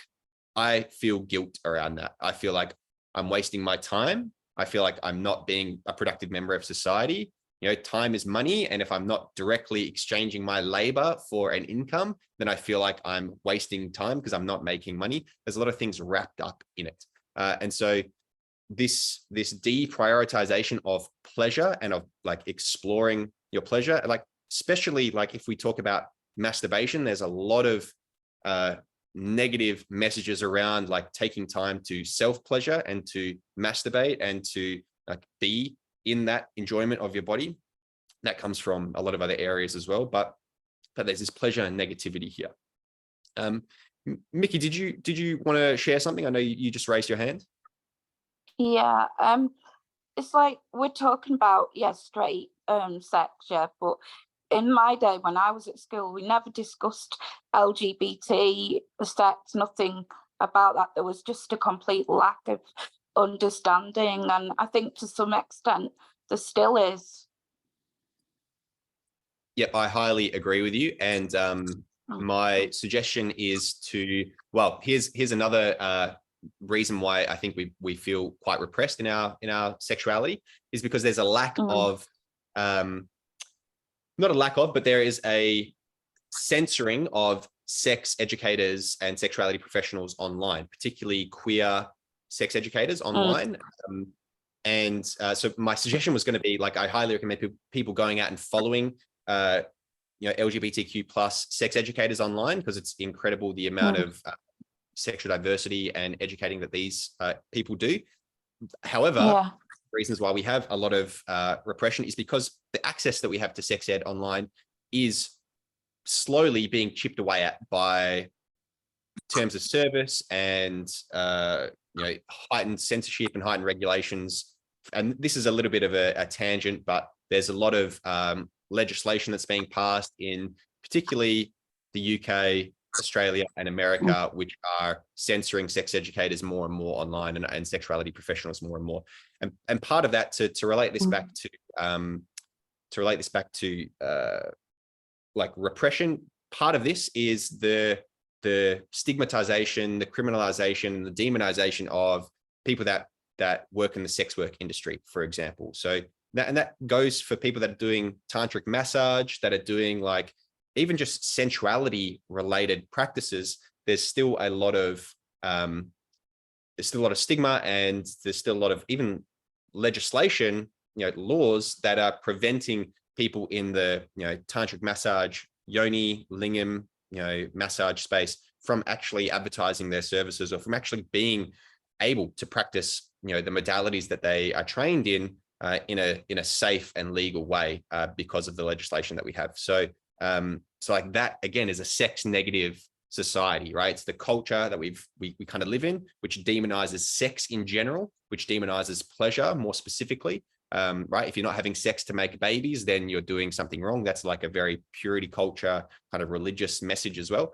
But I want to kind of like wrap this up and say, like, these are the reasons why we feel shame around our sexuality. These are the reasons why we feel guilt around our sexuality. These are the reasons why we self-repress, right? It's because we have a lot of these messages externally, right? We've talked about narratives. These are the narratives we have externally, and we internalize those narratives. So we repress our sexuality. And anytime we do repress, very often what happens is it's kind of like trying to put a lid on something that is innate to us, right? Like I truly believe that sexuality is inextricably linked to who we are as human beings. When we try and put a lid on that, when we try and put a cap on it, right? That sexuality has to come out somewhere, has to be expressed in some way. It starts getting, it starts squirting out the side. It starts coming out in a different way. Like people like to use the word shadow, right? It starts to be expressed in really shadowy ways. There's a great book called Sex at Dawn, and the author Christopher Ryan, he has this great quote about like sexual repression. And when we repress our sexual urges, the expression of our sexuality, the phrase that he uses is grotesque, enraged perversions of desires. And that's like how he kind of frames the expression of sexuality when there is so much repression. And so, you might have some of those experiences. You might have some of those, you might be able to think of other people who, really repress their sexuality, and it manifests in really shadowy ways. Like, not to point fingers, but I think they deserve it. One of the, intense examples of this is the Catholic Church, right? The deep repression of sexual urges and sexuality in general, manifesting in a really perverse way, which is through the harming of particularly young boys in the Catholic Church, altar boys. Like that is we don't need to go too deep. That's like a prime example of like the intensity of that repression, and it expressing in a shadow way. I know you've got your hand up, Claire. Is there something you wanted to add? I just had a quick question, and you can pass on it if you don't want to answer it or anything like that. No harm, no foul. But I know in the States there was the turnover of Wade. I'm probably saying it wrong, so I'm not even going to mention it. But basically, some states banned abortion and everything like that. Do you think that has impacted and hurt the comfortability with sex for people as well, and making it something that's pleasurable rather than something that's terrifying? Yep, I 100% agree with you that the like it adds fear, right? It adds anxiety to the sex act, right? God, I better not have sex because what if I get pregnant accidentally? Even though I use contraceptives, which don't have 100% success rate, we know that they're unfortunately, like there is no such thing as quote unquote safe sex in that regard. There is safer sex, but yeah, it adds anxiety and fear to people's experiences of sex, and especially when we're combining that with a lack of sex education, it doesn't create it's not conducive for pleasurable sexual experiences or healthy sexual experiences, in my opinion. So appreciate you, Claire, bringing that up as well. I do want to move on just a little bit to just like a sharing exercise here. So I recognize some of you are wanting to share. So let's do a little practice here. Now, I'm going to be fully candid with you. The little exercise that I have done, I typically do in person, and I'm adapting this to an online space. So please forgive me if it is a little clunky, but I'm going to invite us all to jump into a Zoom whiteboard. And once we're there, I'll explain to you what we're going to do. So I'll just start this whiteboard and we'll get us going. We'll start a new whiteboard here. Cool, and we can all collaborate.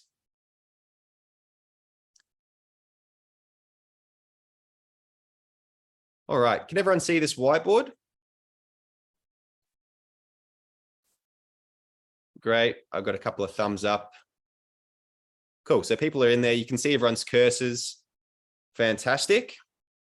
So I've got this whiteboard now, and what I want to invite you to do is on a sticky note, which you should be able to see in this taskbar to the, on my screen, it's on the left-hand side of my screen. There's like a little sticky note option. I want you to click on that, choose a sticky note, and then create a sticky note anywhere on the page. I don't mind, but not too far away. And on your note, I want to invite you to write one word that represents a shameful experience or an experience of shame that you have had around your sexuality. Just one word to kind of summarize that experience of shame. And I encourage you to like be honest, be authentic, but also consider your boundaries and your comfort level as well. All right, so we've got a few people writing in. Fantastic.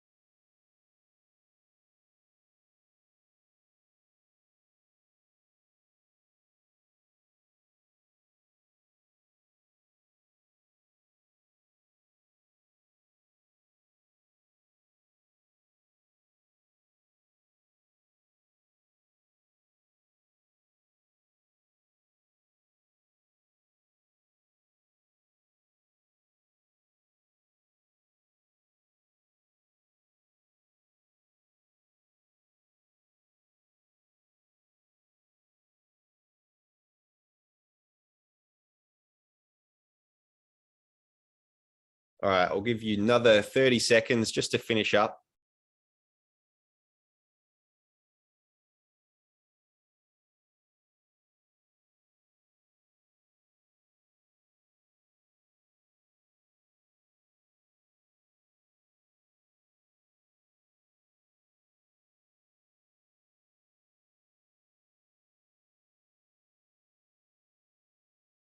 Okay. Thank you all for doing that. It looked like it worked relatively well. I want to now just open the floor up to anyone that feels comfortable sharing about the word that they chose and why they chose it. Does anyone feel comfortable sharing about their word? Gigi, yeah, I see you put your hand up. I put down not enough trust in partners. And I think that's one of the reasons why I never really opened up fully in my sexuality, especially with other partners or people that I've dated. And I think that's mainly due to not having enough trust in myself to fully let go. So, because I always felt this, this feeling of like if something were to happen to me, whether I get sick or get pregnant or vice versa, then I don't think I'd be able to trust that person in order to help me or help me figure this out. And I think it actually was more internally for myself, not being able to trust myself in a certain situation when it came to my sexuality. So aside from not trusting other partners, I ultimately didn't trust myself. Yeah, thank you so much for sharing. I really appreciate you leaning in. Anyone else feel comfortable sharing as well about the word that they chose and why they chose it?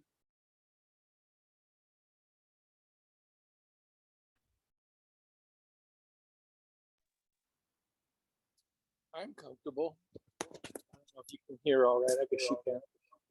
So my two words were nudity, clearly from my mother, and deeply church-based, and then masturbation, which had to do with the same thing, but also the sex education of the time. It was like only perverts did that. Yeah, thank you, Mickey. Thanks for sharing. I appreciate you leaning in. And then I see the other Mickey has got their hand up. What's up, So, girl? Mickey, do you feel comfortable sharing? Oh, so, Yeah, in the Zoom, but in the moment.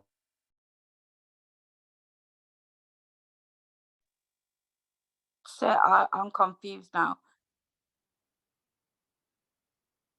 Did you mean me? Yeah, yes. Oh, it's just I heard someone else talking. Yeah, well, when I was at school, it was classed as a disgrace to be anything other than the norm, to be, like, because talking as a lesbian, like, people just looked down the noses at it and frowned at it. So it was wrong. That's why I chose the word wrong. Yeah. Yeah, thank you for sharing. I really appreciate that. We'll go for one more. Tori, do you mind sharing? Sure. Yeah, I wrote down sex demons, which is tied to purity culture. And I remember the most embarrassing thing ever. I was in a Bible study with a pastor full of women, and I was made to repent for every single man that I slept with for my entire life in order to be closer to God, because my sexuality was a sin. I had a Jezebel spirit, which yeah, it's a lot. So it's a lot to be told that sex is evil, unless it's in marriage with one partner. Just carrying that shame, and wanting to find pleasure in sex, but finding that I really enjoyed it. I was like, oh my gosh, I love this, but oh wait, I'm not allowed. I shouldn't be doing this. And in the eyes of God. So messed up. Yeah, thank you very much for sharing and yeah, for bringing up that kind of religious element as well. Really appreciate it. I want to invite everyone now to, you've had a bit of an opportunity to kind of see visually the words that are on screen and listen to a few people share. So I want to encourage you now to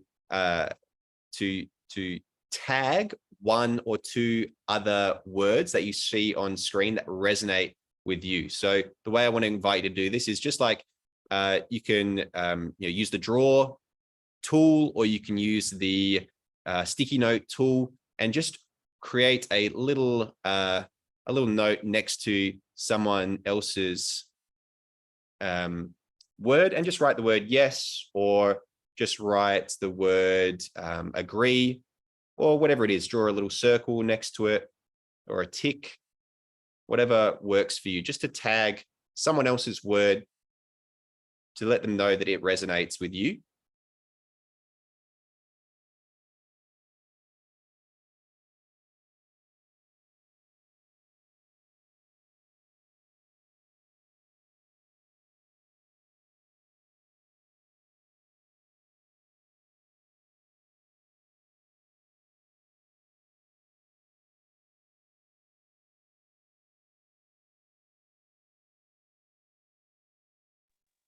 Well, y'all, I haven't figured out how to put any tags on any of these things. I think I'm signing up for all of them.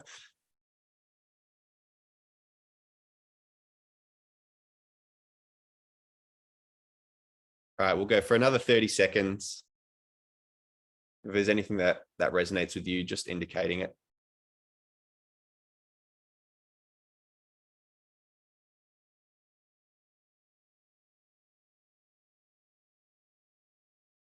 All right, beautiful.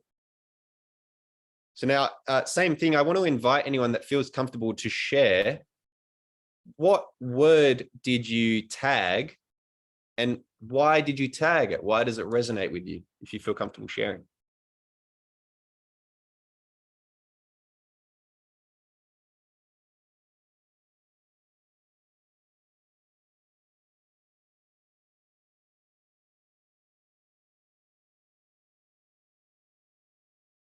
Yeah, Gigi.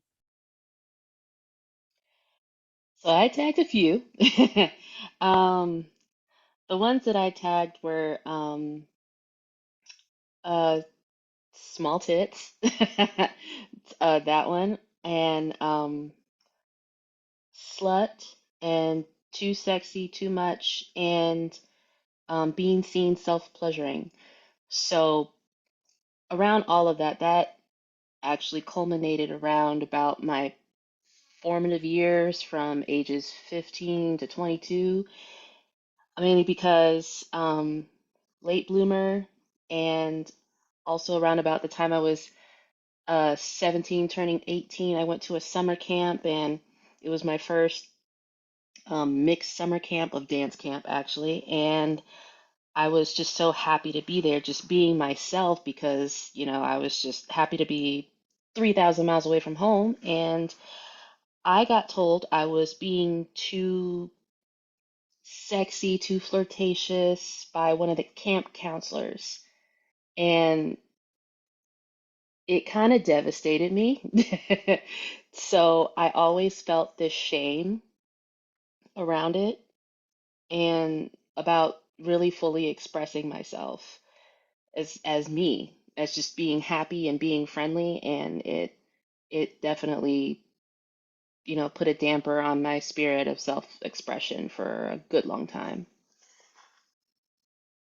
Yeah, thank you for sharing. That's really appreciate you leaning into that, because it's a pretty formative experience, and sounds like it was impactful in not a great way. So thank you for sharing that, Gigi. Narissa, would you like to share?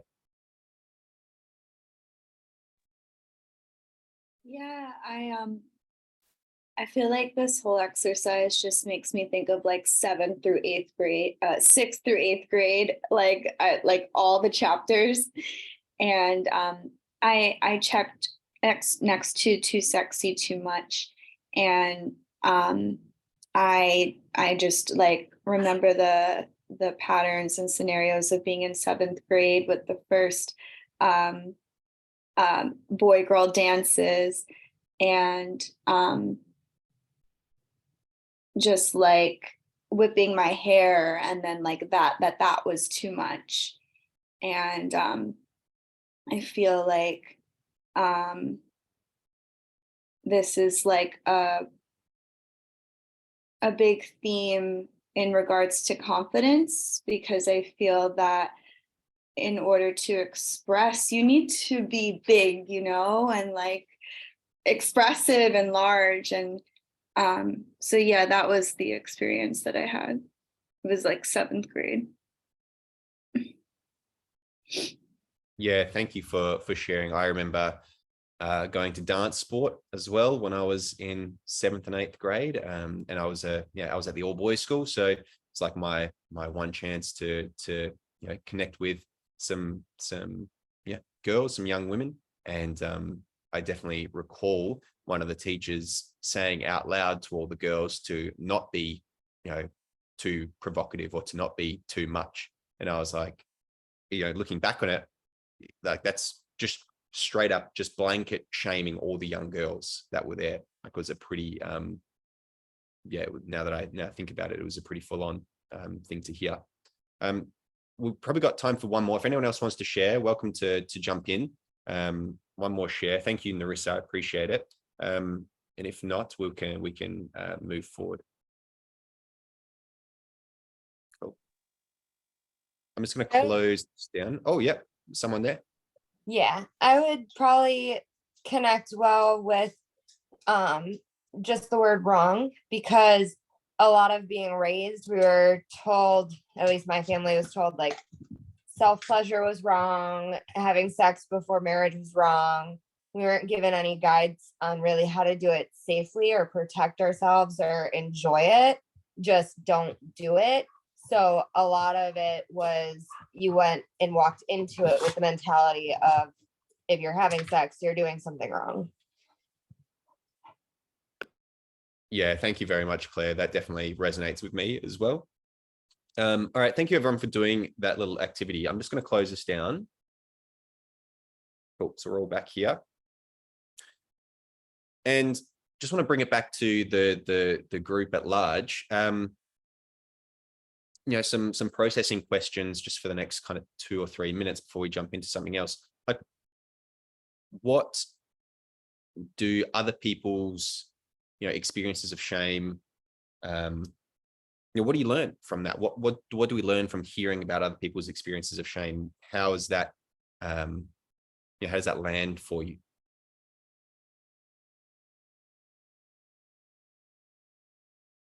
It makes me wonder how we're even functioning in society right now. How are we even having sex right now? Yeah, I often think that my teacher, who says we're all of us having sex, not necessarily not to thrive, but to survive. And I definitely feel that for a vast majority of people, they're having sex from their, sense of survival, their fight or flight responses, not from their relaxation, from their pleasure responses, which is what we're going to get into in a second.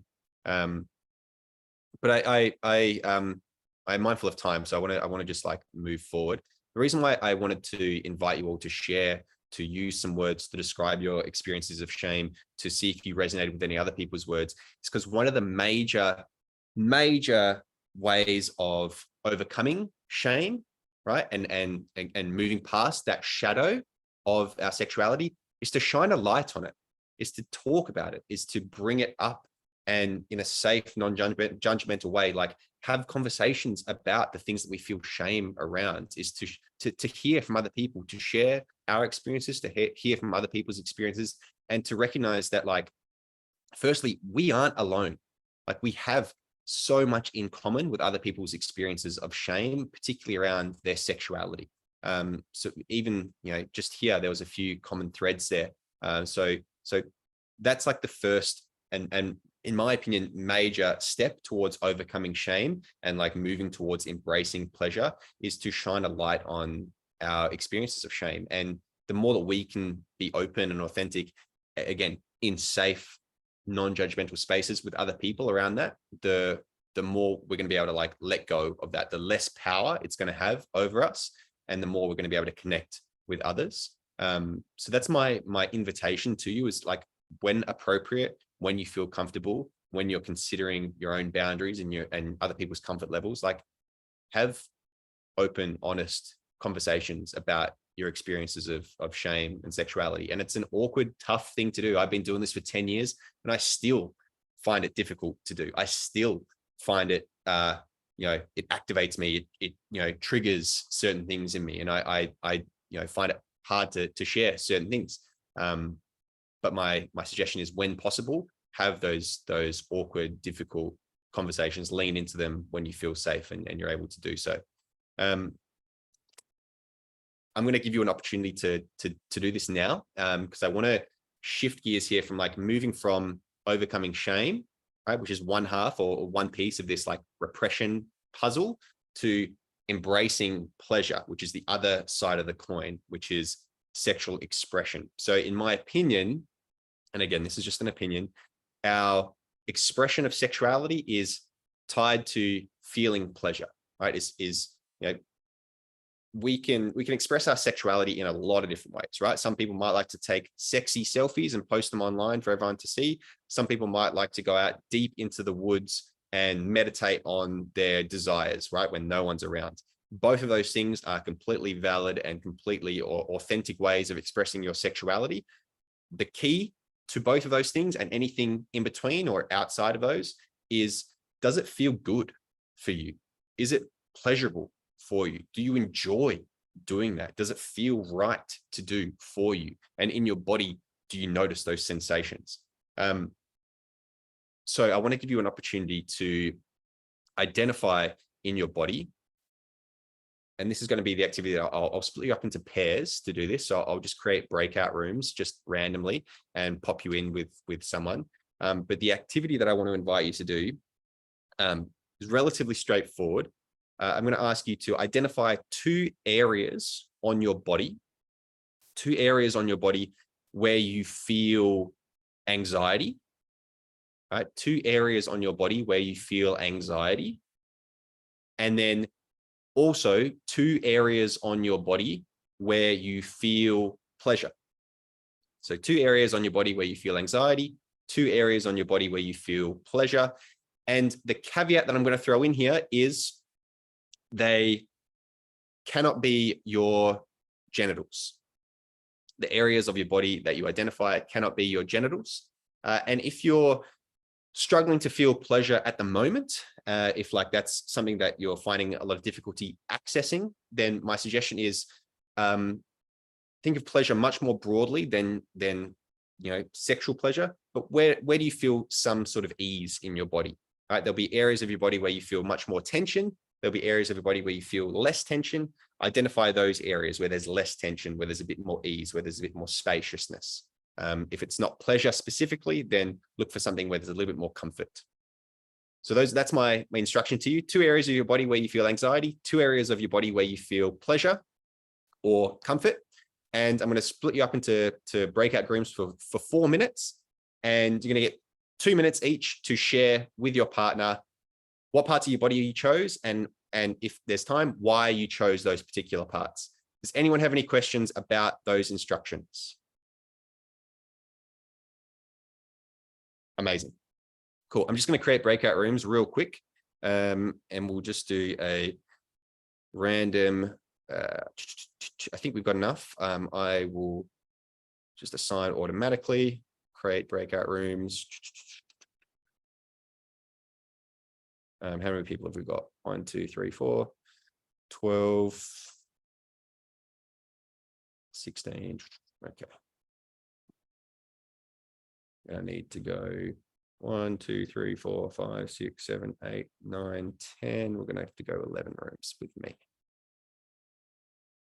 Cool. All right. Here we go. I'll see you in 4 minutes.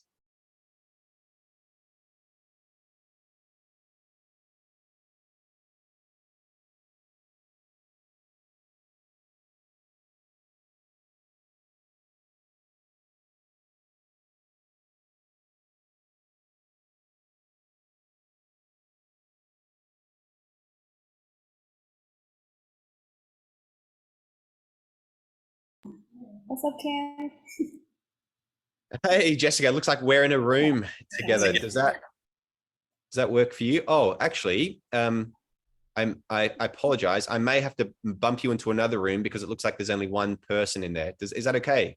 Yeah, totally fine. Yeah, I'm sitting here with Chelsae, so Okay, fantastic. I co-created the chrysalis with Chelsae, so I'm. Oh, well, it's lovely to see you again. I think I remember you from the group call. Yes, definitely, definitely. But I can hop in a room if Oh, that's Claire okay. also is in the room. Okay. Oh, Tori. Tori just entered the waiting room. I wonder if maybe her person isn't in the room. Hey, Tori. And some Roz. Hi. Was someone not in your room? Cool. And then Claire's jumped back in. Yeah. What I might do is if you admit Claire, and then I'll put myself on mute and close my video because I also need to take this time to go to the toilet. And if the three of you just do a little share, if that works. Perfect. All right. Amazing. Thank you. Yeah. Hello. Is there anybody in class? No. Okay. Hi, babes. I'll put Claire in Roz. Okay, cool. We're gonna actually split you guys up. This is always the thing for breakout rooms. Claire, you're gonna go in with Roz, and then I'll stay with Tori, and I'll do this with. Cool. Hi, babes. Hi, Barbara. Can you hear me? Yes, I actually don't even remember what the prompt was. I was doing things. It was like, where do you feel fear in your body and where do you feel pleasure? So I feel fear, like here in my shoulders, the back of my neck. And I feel pleasure in my nostrils because I'm cooking this delicious soup, this carrot curry soup with lentils. And I'm finally coming back to myself. Happy to be healing slowly. I love that. Yes. That's so sharing. Can you hear me okay? I know that my I can hear you. stuck. Okay, awesome. I feel fear in like my chest, like around my heart, like chest, my stomach, like in this area. It feels like I'm getting crushed. I can't breathe, and it compresses my lungs, and it compresses my ability to like I can expand. So it comes from here and goes all the way into space. So I feel it. And I feel pleasure in the back of my neck, kind of like running up the back of my neck and like going into like parts of my head, like my temples and like the back of my head and then down my neck. And this like spinal column.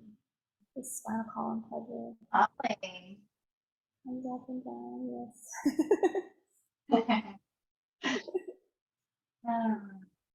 Well, this is great. Actually, I'm really getting a lot from this.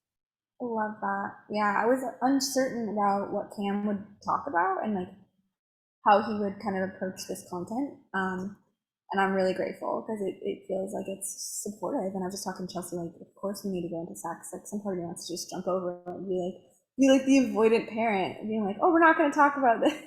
Yeah. You're not on your own, kids. Like that's not even. You can't skip it. It's actually where we hold some of the deepest shame. So of course we have to address it. Of course we have to talk about it and bring it into the space and let ourselves be seen in it. That's just a beautiful way of pointing to like my own avoidance practices. So I'm really grateful to like have all that chatted. And Cam is like such a gentle leader. He's like, sex. Shame. Yeah, it's really powerful. I mean, there's so much shame around sex. I mean, there's so much fucking shame around sex that our laws are literally being infiltrated with people trying to create rules for the US and I'm sure everywhere, just all based around sexual suppression and denying people their full expression and who they want to be based off like belief systems. Hi, Chelsea. I saw Prem back there too. Sexually Prem de la Prem. Dame un beso. Give me a kiss, Prem.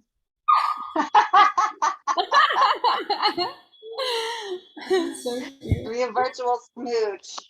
You too, Chelsea. Perfect. Add the sex to the sex talk. Yeah. When are we getting to the Dom part of the conversation? Isn't there a demonstration section of this stuff? Yeah. He's coming back in a minute. Yeah. He's coming back. 30 seconds. He says 30 seconds. No. Nice. Is a fire alarm going off there? What are you guys doing? No, I don't know what's happening. I miss you guys. Hi, Cam. Hey, hey, welcome back. I'm just going to close all these rooms now as well. Beautiful. I'll get a 10-second warning. Let's I'll meet Lori and I'll meet myself as well. Yes.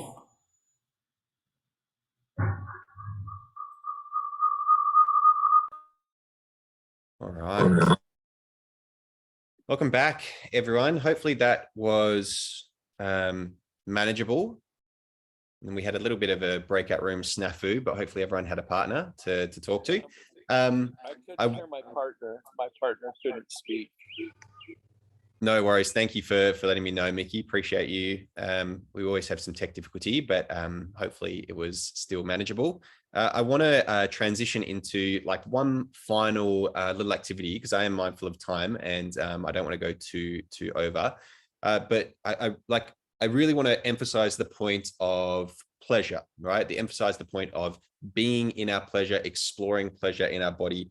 And I use the term pleasure here in a full spectrum sense. So for a lot of us, and I again speak from personal experience, pleasure for me for a long time was exclusively sexual pleasure. It was exclusively orgasmic. It was exclusively like intense, heightened state of arousal.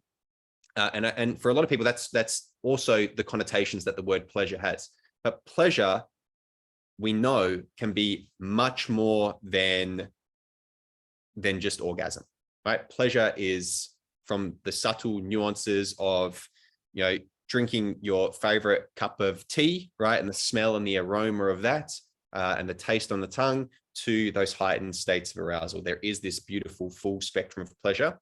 And so when I speak about being in your pleasure, I mean being in that full spectrum. So it doesn't necessarily have to mean being in like this multi-orgasmic, tantric god or goddess or tantric space. Like it's also those subtle moments where you take a couple of breaths and you feel just a little bit more relaxed in your body. You feel a little bit more ease in your body. You feel a little bit more spaciousness, a little bit more comfort in your body. It doesn't have to be this heightened state of arousal.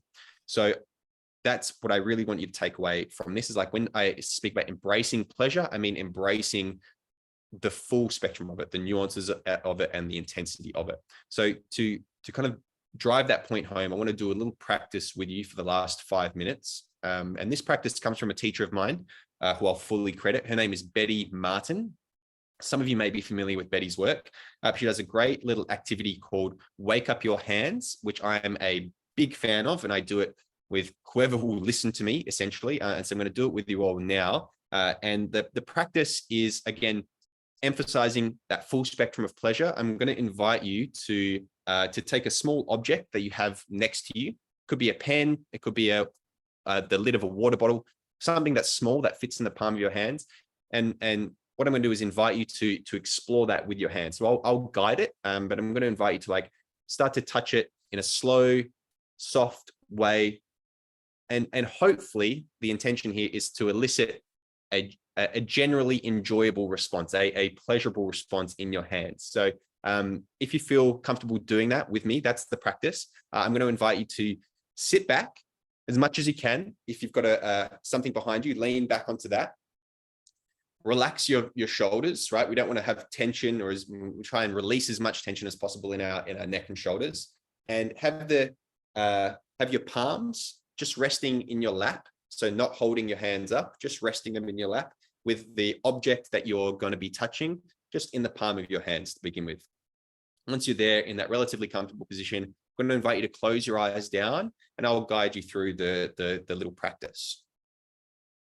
And if you feel comfortable turning your camera off for this, you're welcome to, but for the most part, if you're closing your eyes, you should be just able to sink into your space.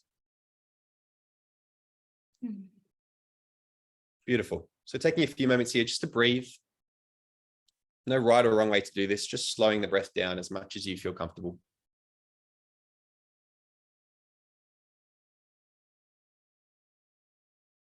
And as you breathe, just relaxing the body a little bit more. Again, no right or wrong way to do this. Just in whatever way feels comfortable for you.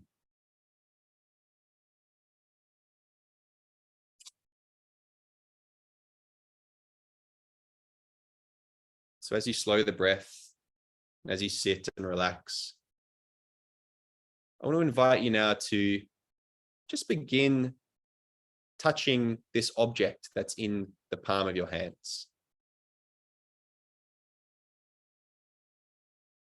And as you touch it, a thought might pop up of what this object is, the functionality of it. That's totally fine. I want to invite you to see if you can let go of that thought. Try not to concern yourself with what this object is. Instead, focus on how it feels.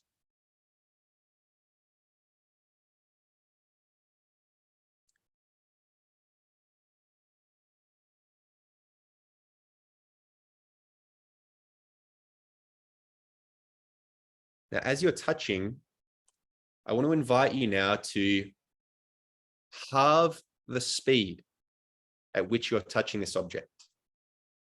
Half the speed. You might already be touching really slow. That's fine. I still want you to half the speed at which you're touching this object in your palms.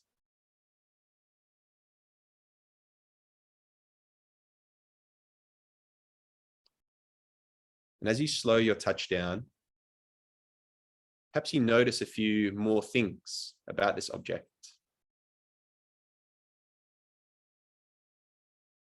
Perhaps you notice its weight, or its temperature.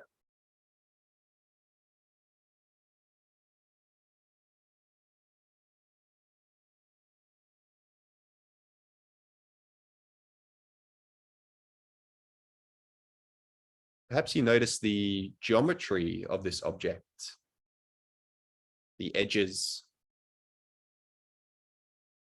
or the roundedness.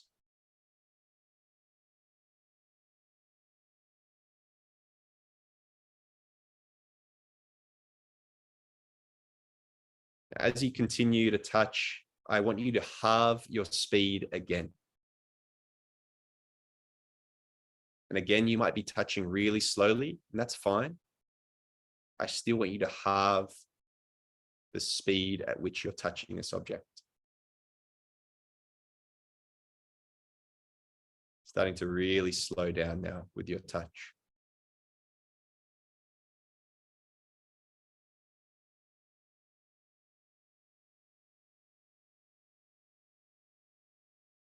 And as you do this, you might notice some other things, like the texture of this object. Perhaps there's different textures. And as you explore those textures, there might be a particular one that feels quite nice to touch. Feels quite nice on your fingers or on your thumb.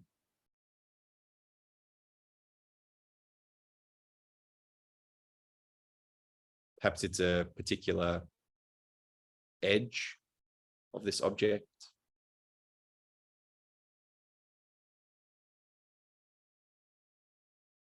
Wherever it is, I want to invite you to just spend a bit of time there. Spend a bit of time touching that particular part that feels quite nice to the touch.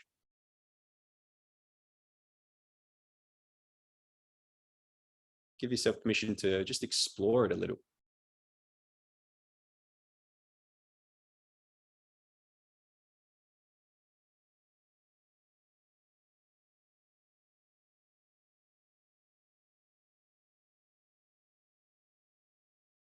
Take a few more breaths here.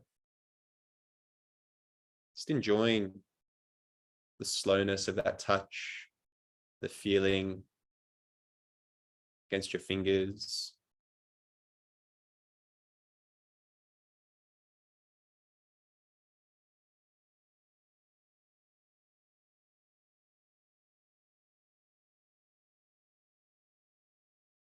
For the last couple of breaths, Just giving yourself that permission to feel pleasure in your hands. Feel the pleasure that's available from this touch.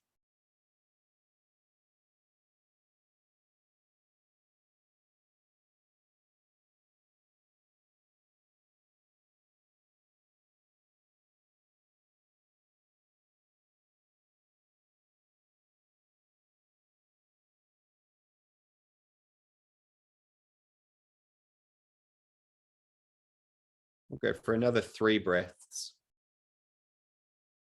Breathing in nice and slow.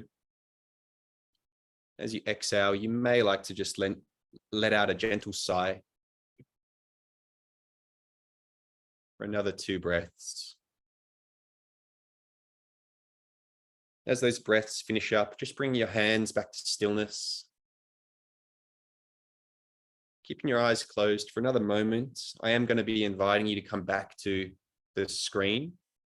So just being mindful of that jarring screen time. You might like to slowly open your eyes towards the ceiling or towards the ground, just to readjust as you slowly come back into the room or back into your space, just for a final check out.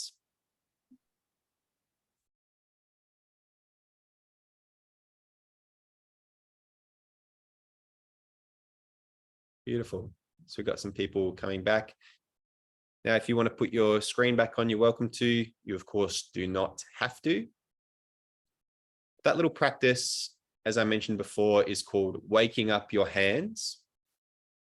The reason why I really like it is because the hands, particularly the fingers and the palm, have the 3rd most dense cluster of nerve endings in our body, behind the genitals and the lips. So we can access quite a lot of sensation through touch and through the cluster of nerve in our hands. But unfortunately, a lot of us don't do that because we use our hands all the time, right? We're constantly touching, holding, moving our hands, using them to, write messages on the phone or drink stuff. And so we tune ourselves out to the sensations. Very, very often we tune ourselves out to the sensations in our hands. So slowing down, focusing on the sensations, focusing on the touch, particularly giving ourselves the time to drop in, be present, notice like, oh, that actually feels quite nice when I touch in that particular way, can, as the name suggests, wake up our hands to the pleasure that's available to them. And I use pleasure there again in that full spectrum sense. Maybe by way of thumbs up or by way of head nods, did anyone find a particular part of their object that actually felt quite enjoyable to touch when they slowed down and started to explore it? Like, wow, that was actually surprising that I could find some sensation there that felt quite good. Anyone else have, Claire, did you want to share something around that? Yeah, so I picked up my vape, but it was funny when you mentioned it because I roll tape when I get anxious and I like the stickiness of it. It brings calm. It feels like you're pulling something away. So like the entire day at work in office today, I was rolling tape and I just like could feel kind of like the pressure pulling away. So I already kind of do this. I just didn't know what it was or why I did it. Yeah, beautiful. Thank you so much for sharing. My suggestion would be like, explore other objects, right? Like you just chose whatever was at your fingertips just now. But my encouragement to you is to start to explore this wake up your hands practice. That took 5 minutes. Do this for 10 minutes. Give yourself that opportunity to really slow down, to really drop into the practice, to focus on like, hey, this feels pleasurable. This feels enjoyable. Because what you might notice is some stories coming up of like, hey, this feels wrong for me to be exploring pleasure this way. This feels awkward. I feel like I shouldn't be doing this. Gives you a really gentle, safe, practical way of overcoming those stories of shame, those messages of shame that we have around exploring our sexuality, of expressing our sexual selves and being in pleasure. Again, my definition of expression of our sexuality, I don't like to get prescriptive and say, this is how you should do it. It's how does it feel in your body? Does what you're doing feel pleasurable? Does what you're doing feel good in your body? That's the key. And it's very subjective to each and every one of us in terms of how we feel pleasure in our body. So I'm going to leave it at that. That's my invitation for you. My call to action for you is to explore this some more, pick up some other objects, and give yourself that permission to notice pleasure in your hands in particular, in that safe, gentle way, and move forward from there. Thank you for allowing me to go over time, Chelsae. I appreciate that. I know I'm cutting it fine here. So thank you for everyone being here as well, and just listening to me rant about sex education and the law and doing some other activities with me. I really appreciate it. It's been really enjoyable for me. So hopefully it was valuable for you all as well. Thank you so much. Thank you so much, Cam. This was so amazing. Thank you for being here. Can we all take ourselves off of mute and rub our palms together, generating some electricity? And can we please give Cam a big ashe? Thank you for being Yay. Thank you. Yeah. Thank you, everyone. Enjoy the rest of your day, and thank you as well, Chelsae. I'll jump out now and yeah, talk to you later. Beautiful. Thank you so much. Bye. Okay, so everybody, Cam is so incredible. That was so beautiful. Cam is the leading sacred sexuality coach in Australia for men, and we have the pleasure of working with him for the next year inside of our community. So this is such an amazing experience that we got to have him here today. And yeah, if you're curious about this program, so all of these 7 stages of awakening are part of a greater program called Metamorphosis. And this is a program that is a year-long rite of passage journey that we're taking people through all the way through the year. And we have every single coach that's part of this event this week is also part of Metamorphosis. So every single coach is going to be with us for the next year, diving into all of these concepts continuously so that we can go deeper and deeper and deeper and really work through these things in our lives. So this week, you obviously get the foundation, the roadmap, and that you can take this with you and use this in your life at any time to go throughout your journey. And obviously, we only have an hour per session here. And, it's just a couple hours per day for 5 days. But the invitation is to go deeper and to learn throughout the entire year. And some of you guys are sitting here and you're loving this work and you're really ready to devote yourself to diving into your growth, maybe for the first time ever, or maybe you've been on this awakening path for a while and you want to go to the next rite of passage. So at the end of today's session, we're going to talk a little bit more about that. And today we are going to be reopening the doors to Metamorphosis, so that you can join this container for the entire year. And we have 7 different initiations into each of the rite of passages that we've designed to expand your levels of consciousness into the next stage. And the purpose of the program is not to get to stage 7, it's to embody 1 to 2 more stages in your awakening journey in your life. So I know that we have one more speaker for today. Beautiful Tiffany Mertens. And Tiffany is going to be taking us into an embodiment journey. And we talked about it a little bit today at the beginning about how our body literally holds trauma. And yesterday we dove into all of that trauma work. And today we get to take everything that Cam just taught us about sacred sexuality and apply the feminine into our body and bring it into life. So with that being said, Tiffany, thank you so much for being here. Welcome to Emergence. It is so good having you. I've been thinking about this all day. You guys, I'm so excited. Yay! Oh my God. Yeah, so hi, everybody. If you can, take your camera off second for a minute to say hi. No pressure. I would just love to see who I'm looking at. Edwin, Nikki, Mom, very so excited to see. Thank all of you. Hi, Amber. Hi, everybody. Claire, Jen, Tori, Melody, Kelly, Melina. Wow. Gigi, I didn't want to forget you, girl. Yeah, so Chelsea, Jessica, Crystal's team, Elowen, thank you so much for having me as a part of this experience. You know, I have been thinking so much about all of the different ways that we can have this dance of ecstasy. Like, what does ecstasy mean? What is it like to dance with the energies that are present for us so we can really start to clear some of that? And I think it's so beautiful coming out of Cam's talk, where I saw that you guys kind of had to create these almost post-its of labels that you've gone through around your sexuality. And it just affirmed to me how important tonight's journey together is going to be, because we can bring those labels into this experience and then use music, movement, guided meditation to literally cut those cords, cut those tethers, separate ourselves from those beliefs, and then start to embody pleasure.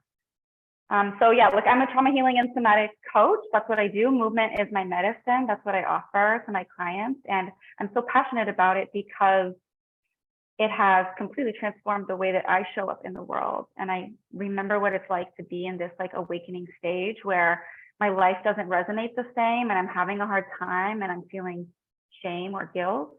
And then to be able to really look at myself and go, okay, what do I need to clear this? Because deep down, I know that I'm fucking epic.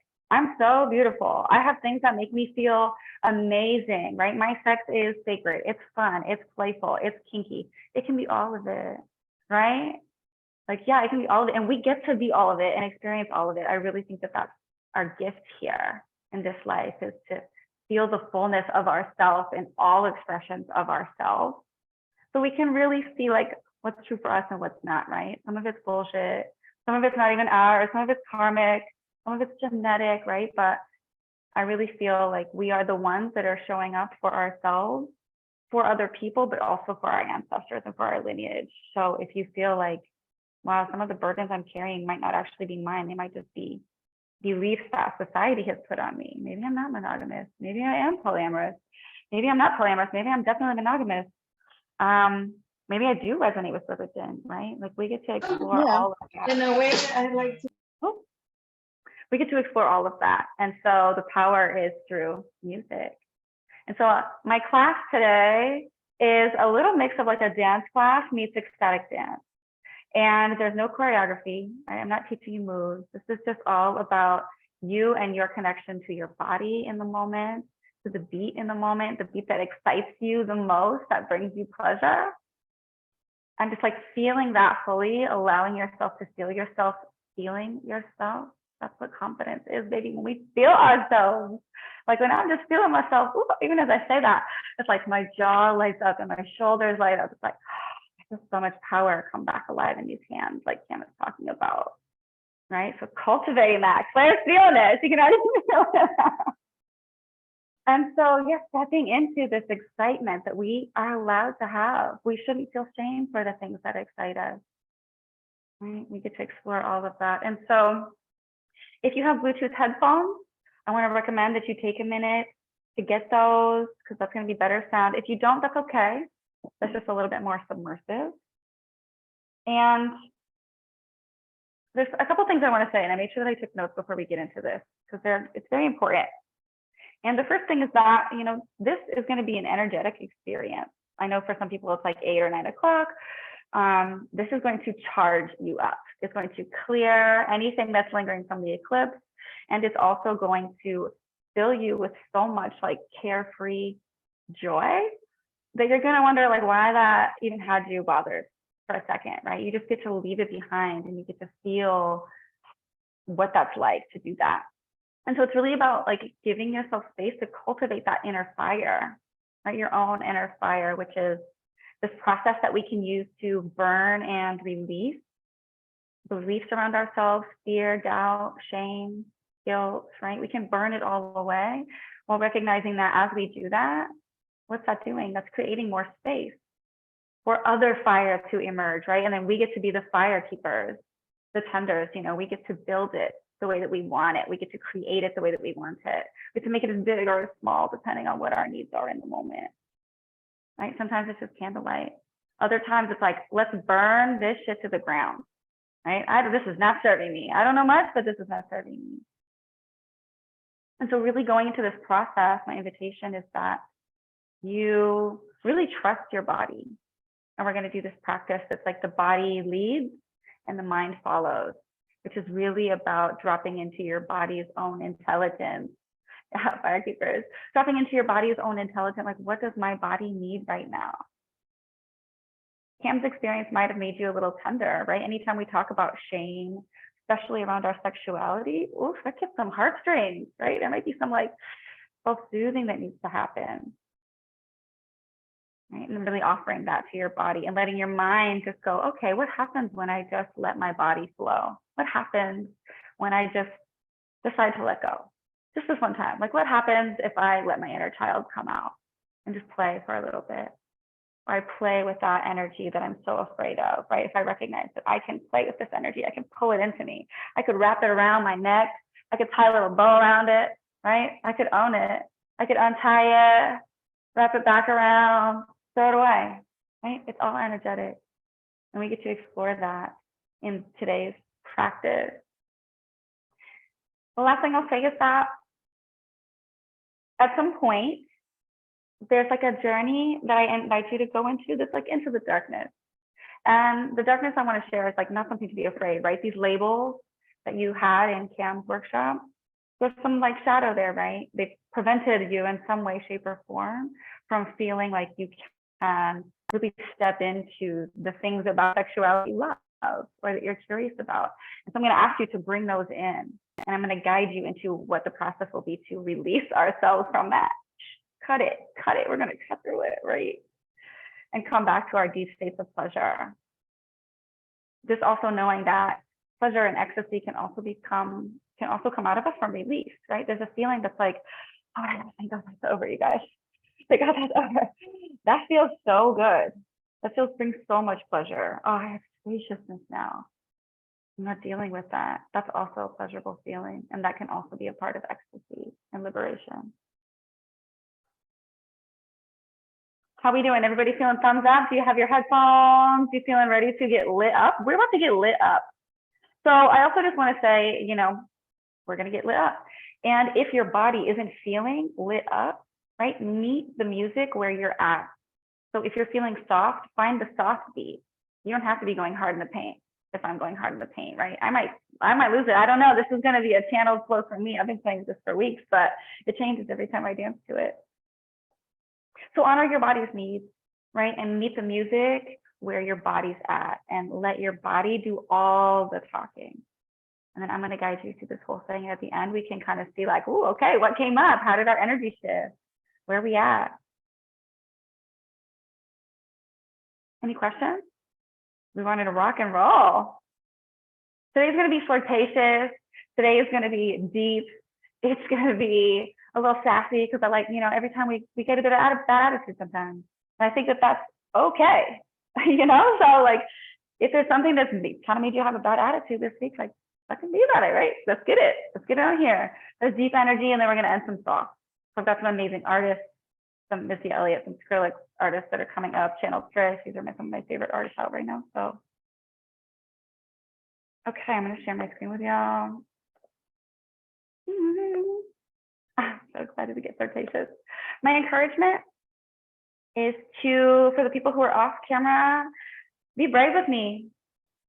Brave with me and come on camera, even for a little bit. You can come in and go, okay, no, that was me dipping my toes in, right? Because I'm not gonna lie, there's still times that I feel being seen as well. Every time it's a different group of people, it's a different energy for me. So I'm gonna invite everybody to stand up or just get in a comfortable position. We're gonna start out kind of easy, and I'm gonna adjust my chair. Oh my gosh, you guys are gonna bless up my new apartment, yay! Okay. Here we go, love. So I want to start it super easy, right? Let's just like get into the body. So everybody go ahead and close your eyes if that feels comfortable. If you don't feel comfortable closing your eyes, you can just like lower your eyes. Like kind of take your gaze off of anything in particular.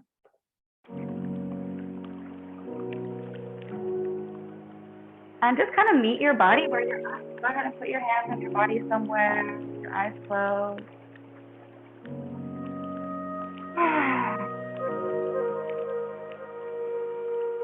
Take a nice deep breath. Start to move your hands on your body in whatever way feels really good, right? Your body's gonna know.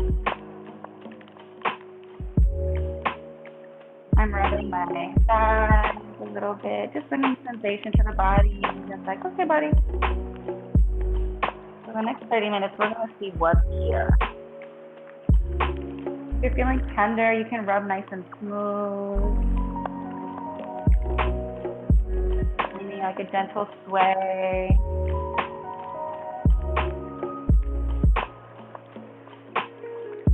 Even if that's just in your head and you're just stopping, right? Subtle. Every bit counts. You look great. Take a deep breath. Sigh it out. Just finding some sweetness here. Like, what does sweetness feel like in your body? Some light stroking of your skin.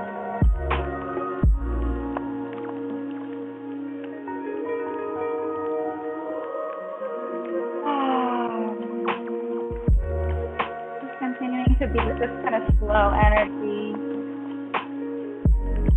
Maybe finding a nice stretch. Like, oh, wow, what does your body need?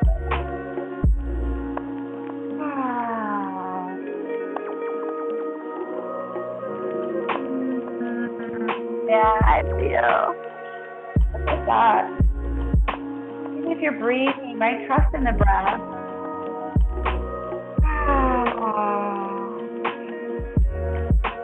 Loving all the touch. Don't forget about your hair. Yeah. Just bringing sensation to your neck. Take a deep breath. Nothing is what I need. Everything is already here for me. Just close your eyes. The most important things in life are mutual and free. I believe that in my final hour, all the discounts and judgments won't matter, and I'll be left with the investment that I made on my life. Amen. And the people along with me for the ride. It's easy to buy things. It's easy to say things. It's easy to wish for things, but it's hard to abide by the hard work I know it takes me to recognize that I am already good inside. Yeah. So for humanity's sake, whatever you do it a lot. Never stop. Believe in yourself no matter what. No matter what. When you're at the top, enjoy the view. Woo. Dear every single person ever. Breathe that in. I think I love you. Ooh, I think I love you. Wow. Oh, so amazing. Take a deep breath. Breathing those blessings into your body. Now the invitation here is to be light on your feet. What does that mean to you? What does that feel like in your body?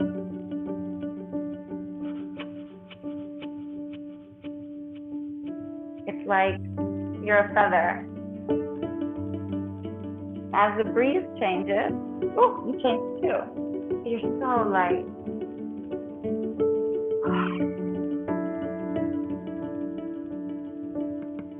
You breathe in even more lightness. Imagine yourself being blown around the clouds.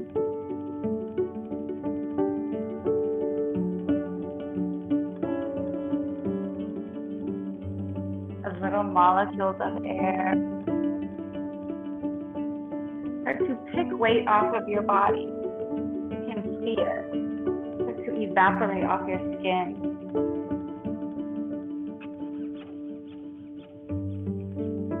Breathe that feeling in. There's no weight to carry here.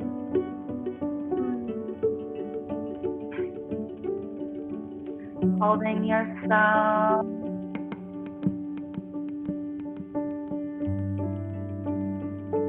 You can remind yourself, it's okay. Right now, in this moment, it's okay.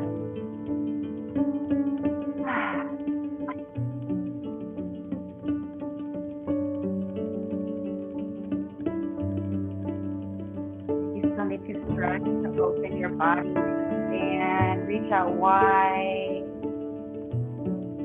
You'll stretch in your shoulders. You can move them up towards the sky. Sending energy up and outside your body. So long.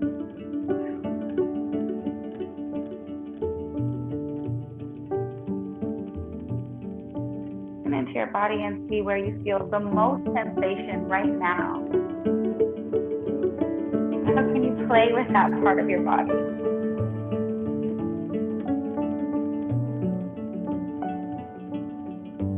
How can you love on that part of your body? I'm here for you. Still here for you.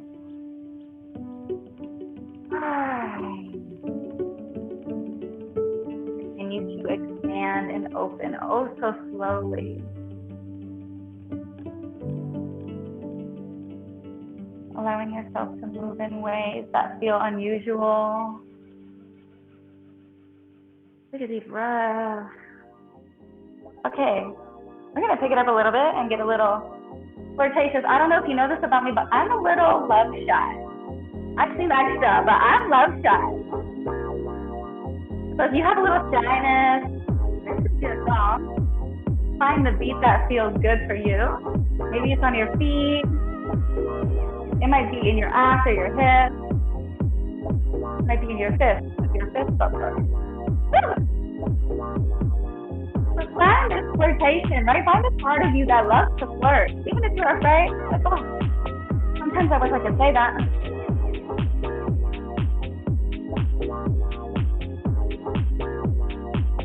And find your beat and shake. We're gonna use this to move energy out. Anything that we're holding on to, you can push it out. There's no pressure here. However you're moving is so good. So good. Here we go. Drop a little deeper. Feel some of that funk in your hips.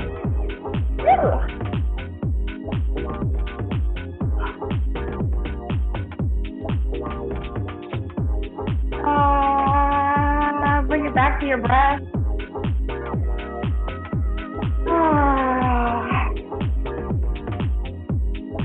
And just see if you can let yourself get a little lost, right? Let go a little bit more. Right? This is kind of nice. Just a little smooth. Okay. It's okay. You can even imagine somebody, you're looking at somebody you got a crush on. Like, okay. Hi. Oh, that was perfect timing. That's so shy. Look her in. What does it like to feel shy? Can you flirt with that energy? Dance with that energy. Woo. I'm left side. I'm a little shy, baby. Breathe, pour into your body. Let her fill every cell. Your divine feminine or your divine feminine counterpart. Oh, it's so amazing. Woo! Here we go. Woo! Permission to take some more space. You can walk around your room. Dance with your chair. Dance with it.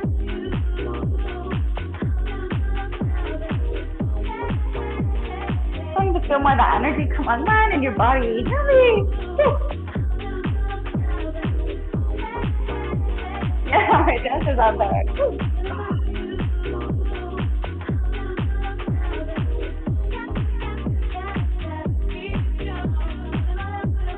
How can you let go even more?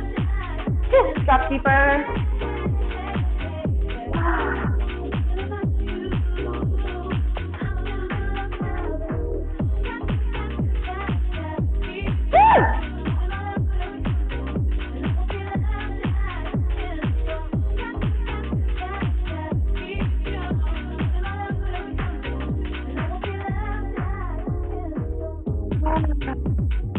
Oh, feel that beat change. How do you change?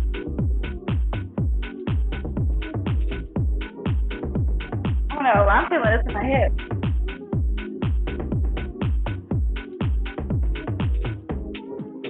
Take a nice deep cleansing breath.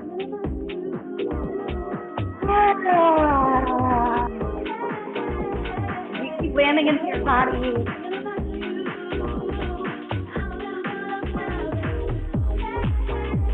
Whew. So, hey body, I'm here, we're here. I can hear you.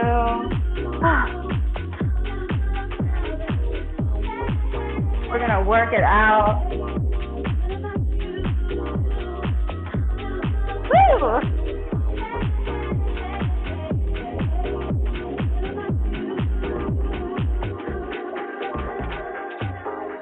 Oh my goodness, I just slow down a little bit. Does it like to slow even more? Alright, you don't know it's possibly going hard. Move the weight up okay. Some of y'all out there doing some hand work and some cutting. Yeah, I see some lines here, yeah. Just like breathe. Just getting some movement in the body. We're just setting shit straight. Any pain.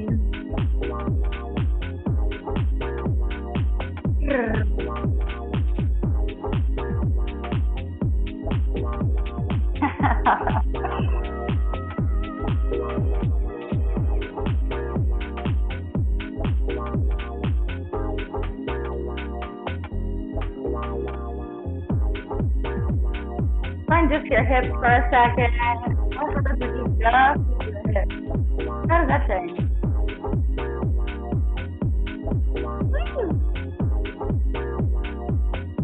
Or is just your arms? Whoa, then you can change this now.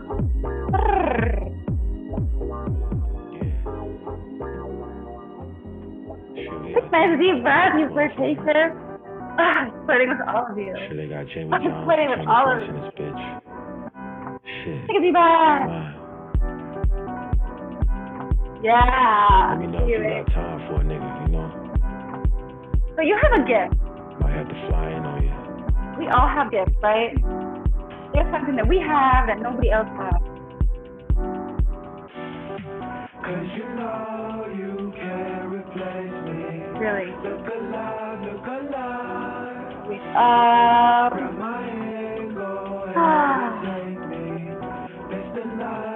Finding yourself. You got time for me. The BVS is glistening. Fine. Yeah, hand raising. Woo. I know you got a man. That's fine with me. Difficult of Porsches. Yeah, I got 5 of these. How can you find your attitude here? This part of you that's been carrying an attitude always. The way she moves. I got this. What them demons saying. Hopped up in the pool. Fucking in Soho. I like the way you bite down on that lip. Me too. Yeah. Shake it, throw it till she need it right now. She said what I heard. She wanna play. Yeah, don't do it. Halfway, yeah. Don't deal with the flex. No, damn. Let out a little parasite. You are irreplaceable, baby. I'm gonna take your hand here. You got time for me. The PVS is glistening, fine piece. I know you got a man, that's fine with me.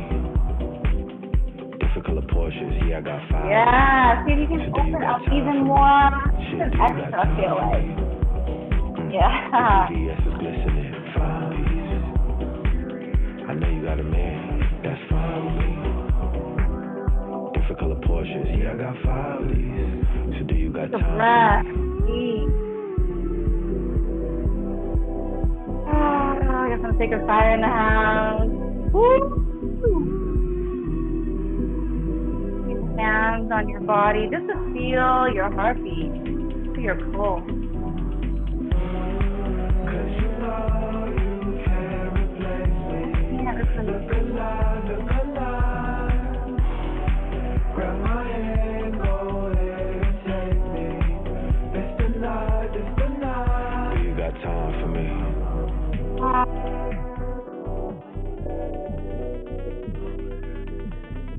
Changing gears. Where are we at? Woo! Gigi's on it. Give me back. We're going to take it out. So full release here, yeah? Let's say.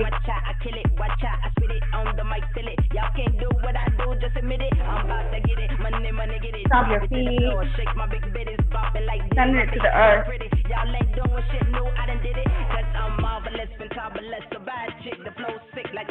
Elliot. Woo! Yeah! You see that? Okay, here we go, y'all. Check it out.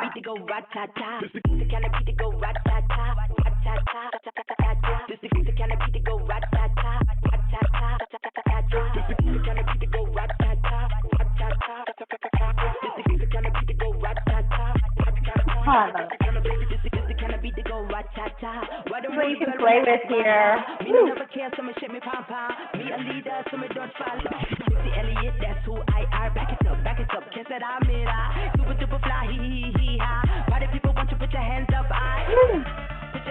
Come on, reach him up.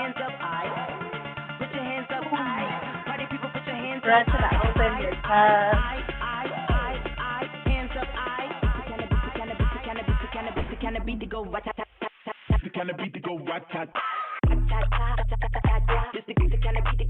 Let it out. Woo.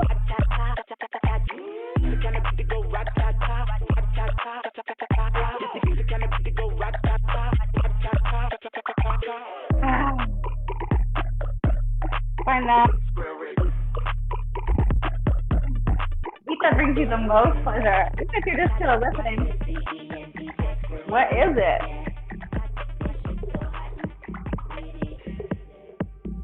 So everybody, no matter where you are, it feels good to do so. Close your eyes for a second when I take you somewhere. Even if you're seated, I want to take you somewhere. Close your eyes. Whatever you have, some camp experience, whatever your label was, your fear was, I want you to imagine that it's in this ground beneath your feet. You can almost feel your feet on the soil, like you're barefoot. Feel your toes start to clench the ground. Right, you're really finding your strength here. You can start to feel this pulse of energy make its way up from your feet, to your knees, to your thighs. I want you to imagine if you're pulling this energy out of the ground, wherever you are, you can just like literally imaginarily pull it up, like you're digging it up. This thing that you feel like said holding you back, this shame or this fear. And even seated, you can still pull. How deep is this going? Just to see how that is.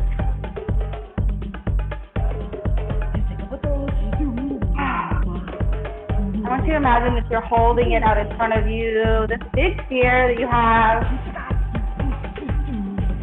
As more power comes alive into your body, this is your opportunity to be a spiritual warrior.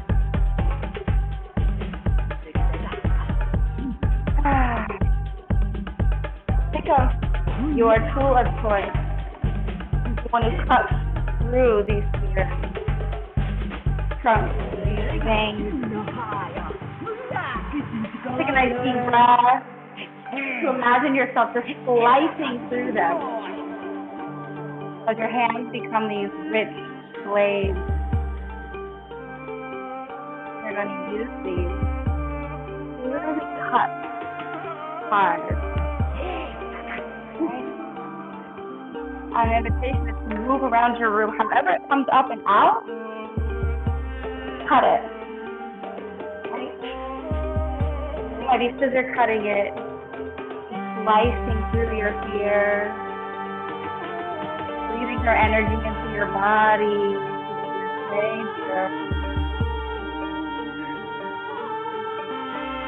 with your heart calling in.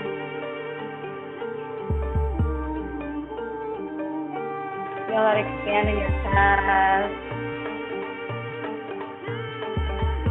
Pick up your blades. Feel the weight of those. We're going to begin to cut through our colors. Ready? Oh, go.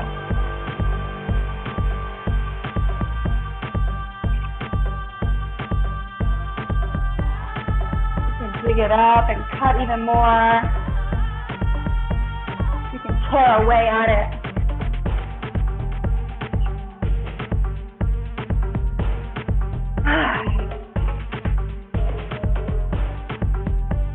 And use your body to move that energy out of your space. Push it out.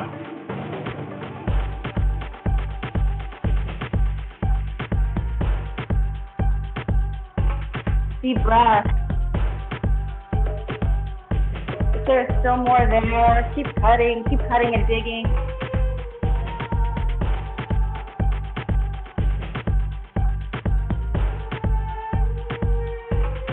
There might be fit.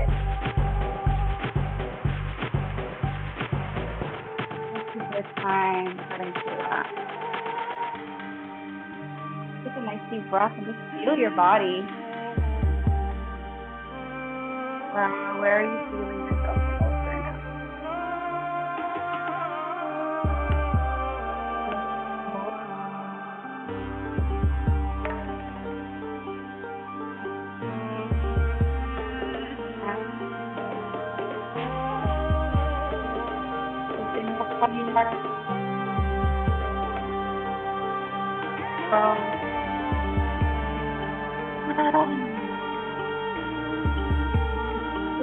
Your breath, your weight, just that. Permission to feel that place. As you imagine yourself really breaking free from all these labels. You really set yourself free, surrender. You are so powerful.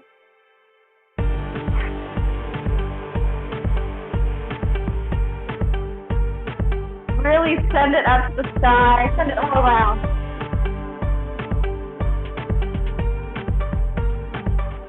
This is my power rating.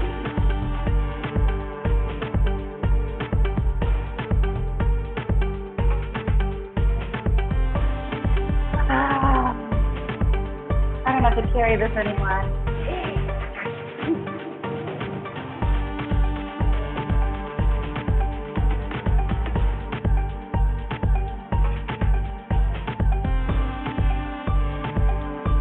That into your body. Oh.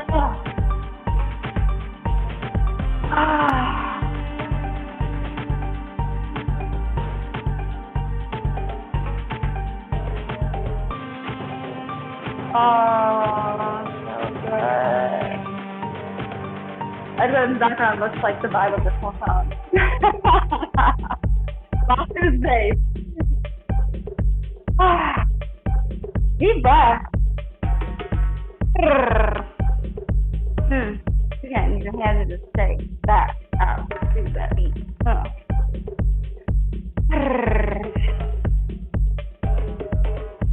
I let out sound because it just feels good. And I encourage you to do the same. So if you need to let out a fast, go for it, babe. I'm here for it. Find some slowing down. Just if you're happy for a second. You guys are crusaders. Everybody that's dancing, everybody that's outside, inside. I appreciate your bravery right now. Okay. Close your eyes. This is the best part. If you guys are in my class, you can be blindfolded right now. Close your eyes. You can imagine that you're blindfolded. Hey. What am I gonna do? I want you to imagine that you are deep in space somewhere. Like a video game, like a movie, like one time for my independent woman getting. Just let your body completely go. You're this rush of energy. Without your arms. One time for my independent woman getting completely out of control, letting your body just completely move however it was. You don't even have to think about it. It doesn't matter if it makes sense, or if it looks good, or if it looks weird. It's probably better if it looks weird.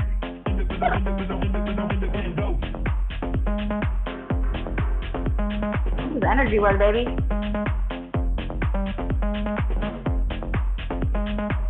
You are lost in space. One time for my dudes in the black to the dope.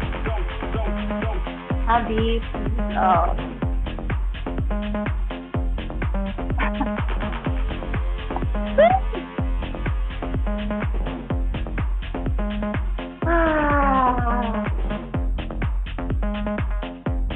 For all my people that are seated, how can you just imagine a scene for yourself? What picture does this paint for you? Like, where are you in this movie that is ultimately your movie? Who do you want to be in this movie? What archetype are you? You can breathe that into your body. Oh, that in of itself is a lot.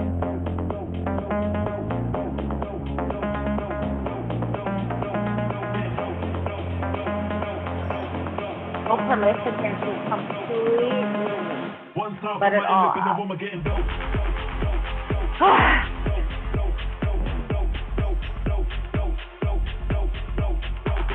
You are clear on that shit.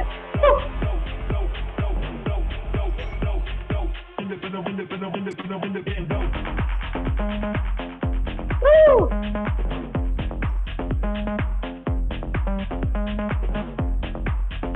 How can you find yourself here?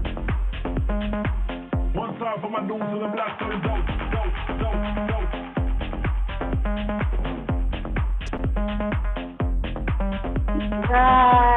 Feel your body. Feel a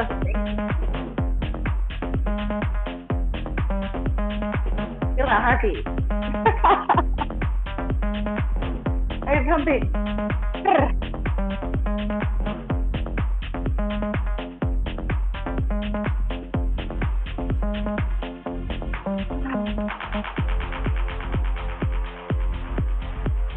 Breathe out. Pay attention to your exhale.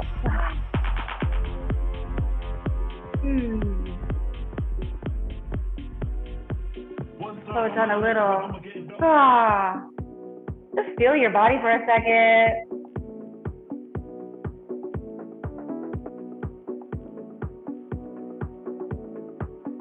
Oh, I'm looking amazing. Thank you for staying with it. Again, find your zone. So as you close your eyes, right? What picture does this paint? What movie are you in? Where are you? How can you start to act, dance your way through that space? For me, I am on the beach. It is sunset if you want to join me in my vibe. It is coral, cotton candy sky. I have a margarita because I love them. Woo! Maybe you have a cacao or a mocktail. How can you find yourself in this scene?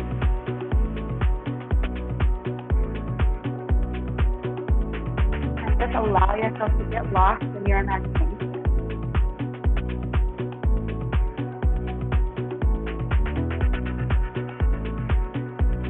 Wherever you're moving is so good. Trust your body. Trust your energy.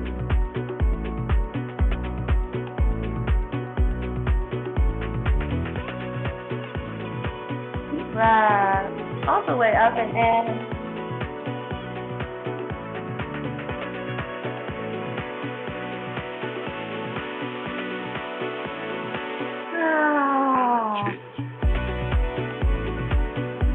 Sending all this energy up to the sky and out around you. You are free.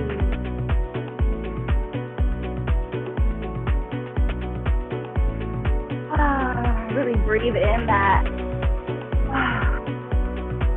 gratitude.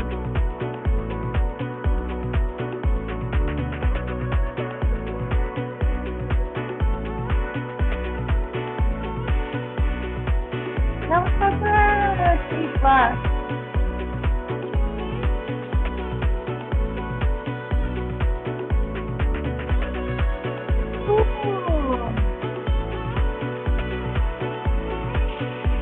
Alan here.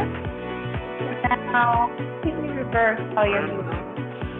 As if you're moving in backwards, right? What does that feel like? We are a camera being rewound. What does that look like and feel like?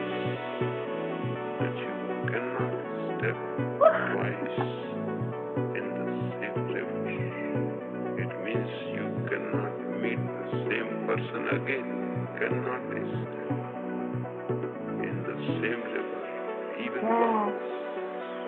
It means you cannot meet same person even once, because even while you are meeting him, he is changing. You are changing, I'm changing.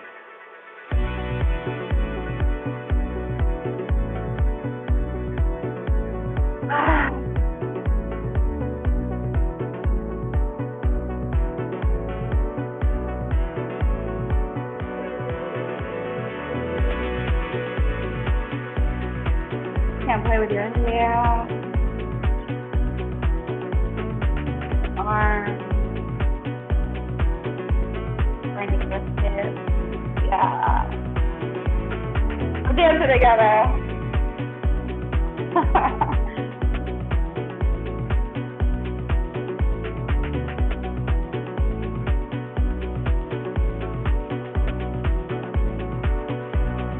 Coming for you.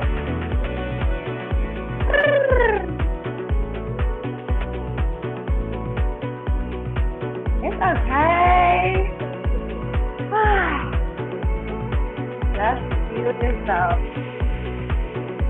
as you are.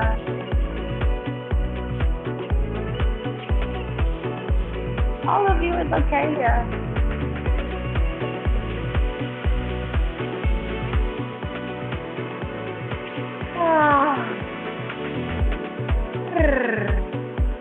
Find a more simple movement. What is the basic?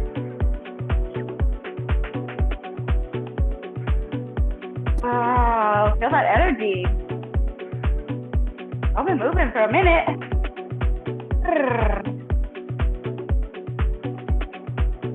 I'll try to move your energy in a different way.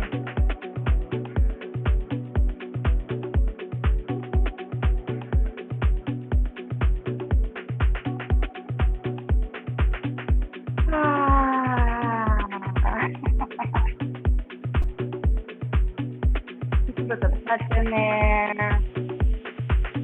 Oh, you're squirting.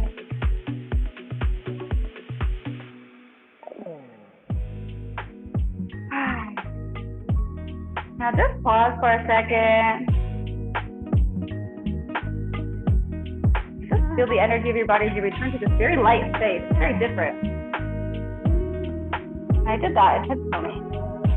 See, wow, how live your body is.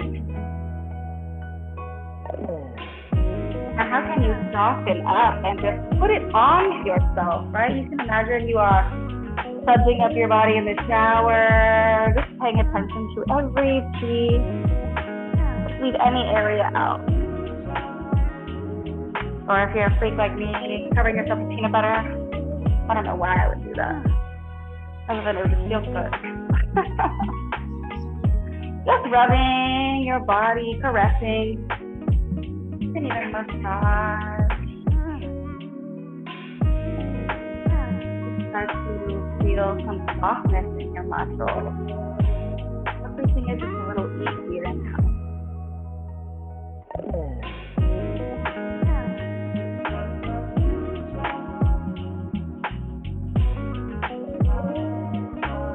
Telling your mind, we're gonna slow down. That is what our bodies are asking for.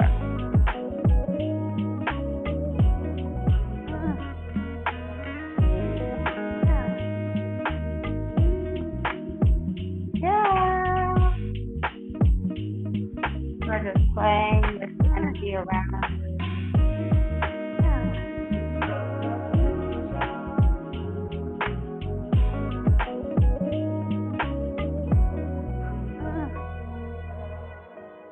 Take a breath. Ooh, take a breath. You can tap your fingers on your skin.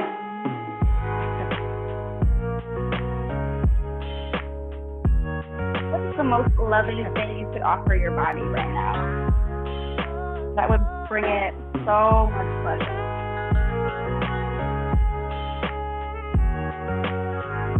A stretch.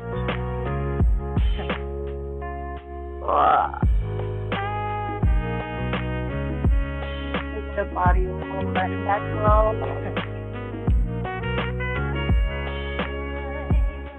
Slow down even more. Stop going. No pressure.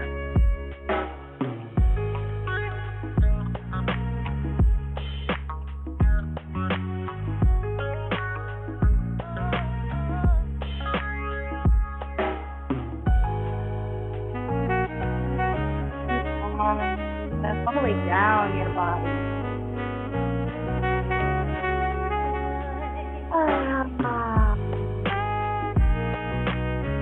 All the knees, soften even more. Even more.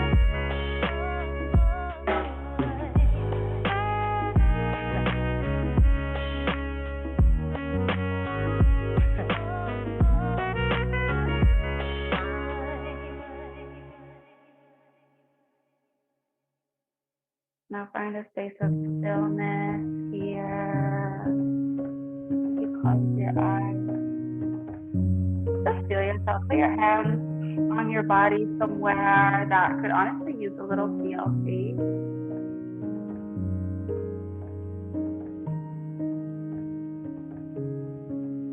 Just have this moment with yourself.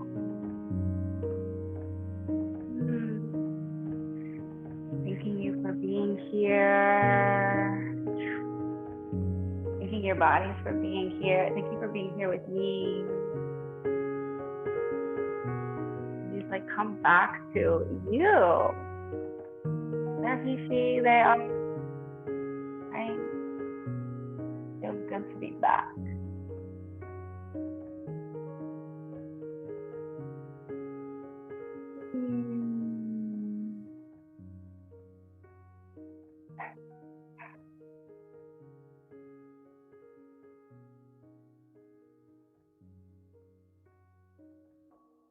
Wow.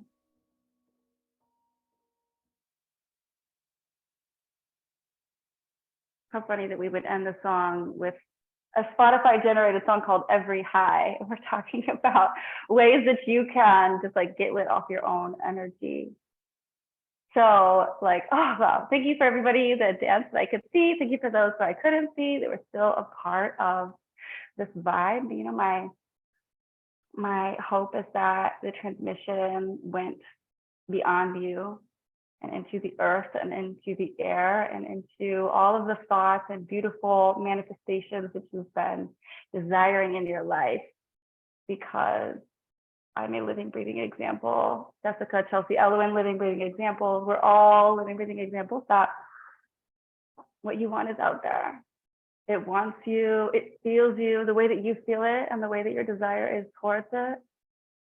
It wants you back. And so we have these beautiful tools that you'll learn the rest of this time together to really come back to your power and come back to the fact that you are the magician of your own energy. So thank you for being here with me on this dance of ecstasy. I'm feeling good. I'm feeling great. I hope you'll feel good and great too. I'm gonna put my Instagram in the chat if you want to follow me. I love friends. I love friends. I would love to invite you to stay for a little bit. Yeah. So Tiffany and I did a podcast recently, and it'll be published soon. You guys can see that we're publishing a Chrysalis podcast. And Tiffany's story is super unique because today was all about moving from suppression to sexual expression and liberation. And some of our deepest shadows and our deepest shames live in sexuality. And I'm not going to have us raise our hands, but there are so many women in this world who've been raped, who've been sexually assaulted, who've literally been, and same with men, right? And this is so many things come up when we have these conversations. Even today, You know, there's so many things that came up for people. People were messaging me privately. People were getting triggered. People were feeling really deep things, you know. Even dancing can create fear. It can create anxiety. Feeling sexual in your body can be triggering. Seeing other people in their sexuality can be triggering. This is the root of where the sisterhood wound comes from. This is the root of where even the brotherhood wound comes from. Sexual energy creates so much. And Tiffany and I went really deep on a lot of these things, because I know, Tiffany, you've had a really powerful, you know, a really powerful story that actually led you to doing this work. And, you know, I know that this can be a really challenging topic for a lot of people, and it can also be the most liberating. This is where our deepest power can come from. And part of stage 4 is, yes, it's about the sexual liberation, but it's also about the wheel of consent, right? You know, Cam talked about Betty Martin today, who's the founder of the Wheel of Consent. We did that hand exercise. She also teaches us this beautiful wheel of how we can be in alignment with our yes and our no, how we can be in alignment with speaking our boundaries and speaking our desires, and knowing when, you know, we feel taken advantage of, or when we're taking advantage of somebody, or when we feel we're allowing too much, or you know, our boundaries are so high and we're creating these walls of protection because we feel we're going to get hurt. You know, there's so much stuff that comes up when we talk about this. And it's really important to lean in. And I just want to acknowledge, you know, Kelly, would you be able to take yourself off mute? I would love to just bring you forward. If you, I don't know if you're available for it, but if you are, I would love to just bring you forward. Are you open to that? Kelly Renee? Okay, if not, it's totally okay. You know, I just want to acknowledge that, you know, there's so, I don't know if everyone can see the chat, but I just want to acknowledge, like, there was a chat that was posted in the room, right? And it was about going into a breakout room, and I'm going to call everyone's attention to it, right? Intentionally, because sometimes we want to hide from these things. This is where the shame comes in, the shame and the blame. And also all of our deepest shadows and our traumas, they're coming up here for a reason. They're for us to look at them and to acknowledge them and to love them, right? And so, you know, we can experience life in so many ways. We can come into a breakout room and feel attacked, scared. We feel like we need to protect ourselves. We feel like we're being hit on. You know, how many times have you guys walked into a room and danced and you're like, oh my God, he's hitting on me, I don't feel comfortable. And you immediately shut down your expression. You want to hide. You want to cover. You're like, I don't feel safe anymore. You don't even want to be in the room anymore. This stuff comes up so often, and it's not about anyone else. Everyone else is a mirror to our experience. Everything that we experience in our life is literally giving us the exact medicine that we need to evolve. And so this experience is super, super important. It's not about Edwin. It's not about Kelly, right? These are just players in our reality, right? These are just players in our experience that are literally just igniting triggers in us so that we can look at them, right? All of our traumas will come up. This is something we can guarantee, especially when we're talking about sexuality. And so, and it's beautiful this is where we get to do that inner child work. We get to look at ourselves and be like, you're safe. I love you. I love you. It's okay.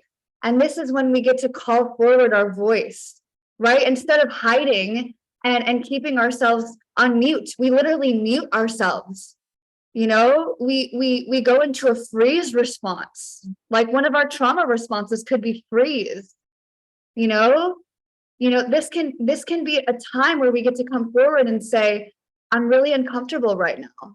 Like in my full vulnerability, this isn't okay with me. And I'm going to share with you why. And you get to speak your truth.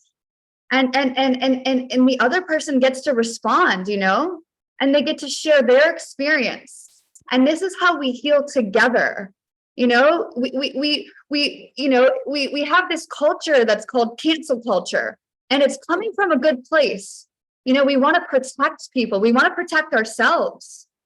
And there's also a way to allow ourselves to get really vulnerable, right? And when stuff comes up, this is the work of looking at ourselves, looking at our shadows and holding ourselves in our pain. And it's perfect that Tiffany's here because Tiffany and I had a podcast and we dove into this and we talked about this really deeply. And Tiffany's had a lot of experiences in her life. I've had experiences in my life. Jessica's had an experiences in her life. We've all experienced this. We've all been assaulted, right? Even men. And so this is super, super important. And this is why we talk about this. Anything that lives in the shadow, right? Anything that we repress comes out in shadowy ways. Specifically sexuality, we hide it. So we feel we need to take something, right? Or we need to hide something in shame. And so this is why we have talks like this. And a lot of people don't want to touch the topic of sexuality. A lot of people don't want to acknowledge it, to look at it, because this stuff is so prevalent all across the world, in our society, everywhere, even in safe spaces like this, and this is why we get to acknowledge it.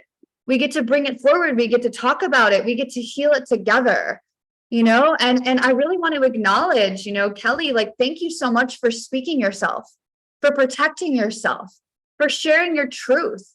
And thank you so much, Edwin, for just showing up as you, for being you.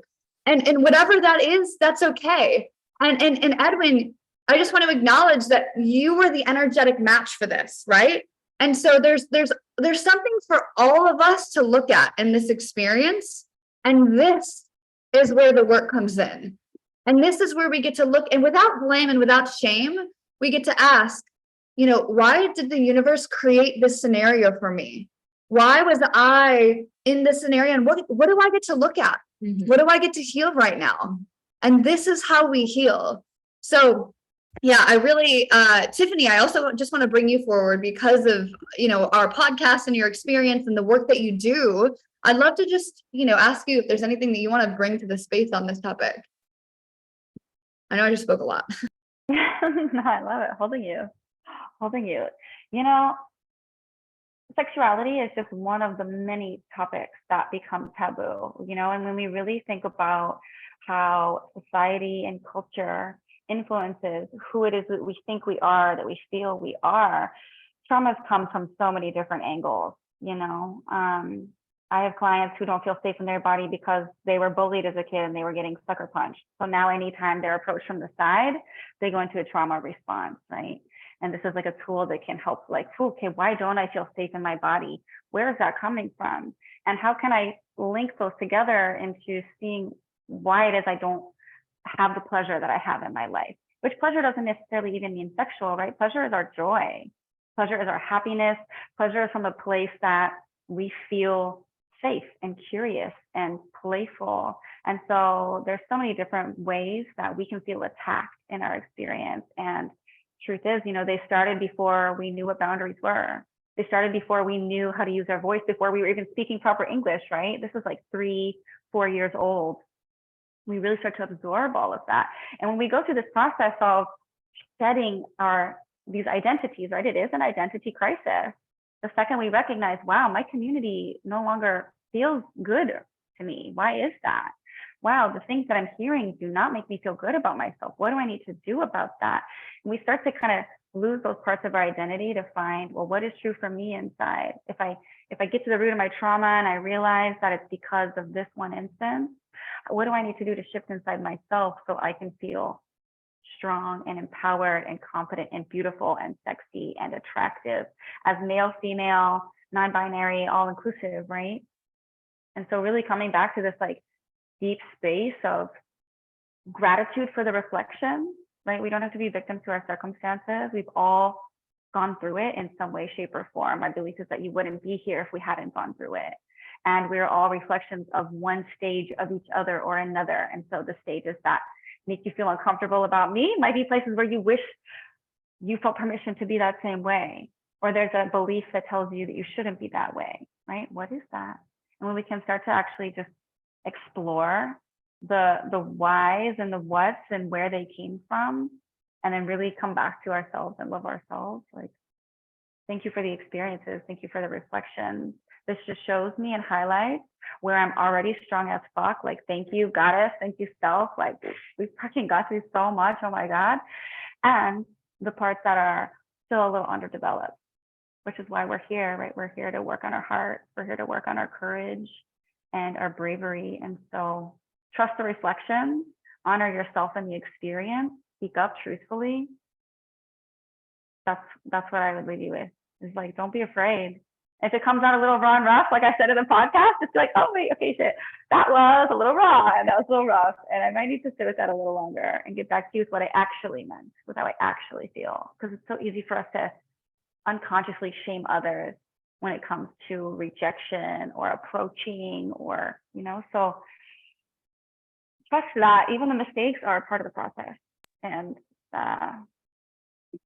they're brutal and beautiful truths, you know? So just trusting yourself.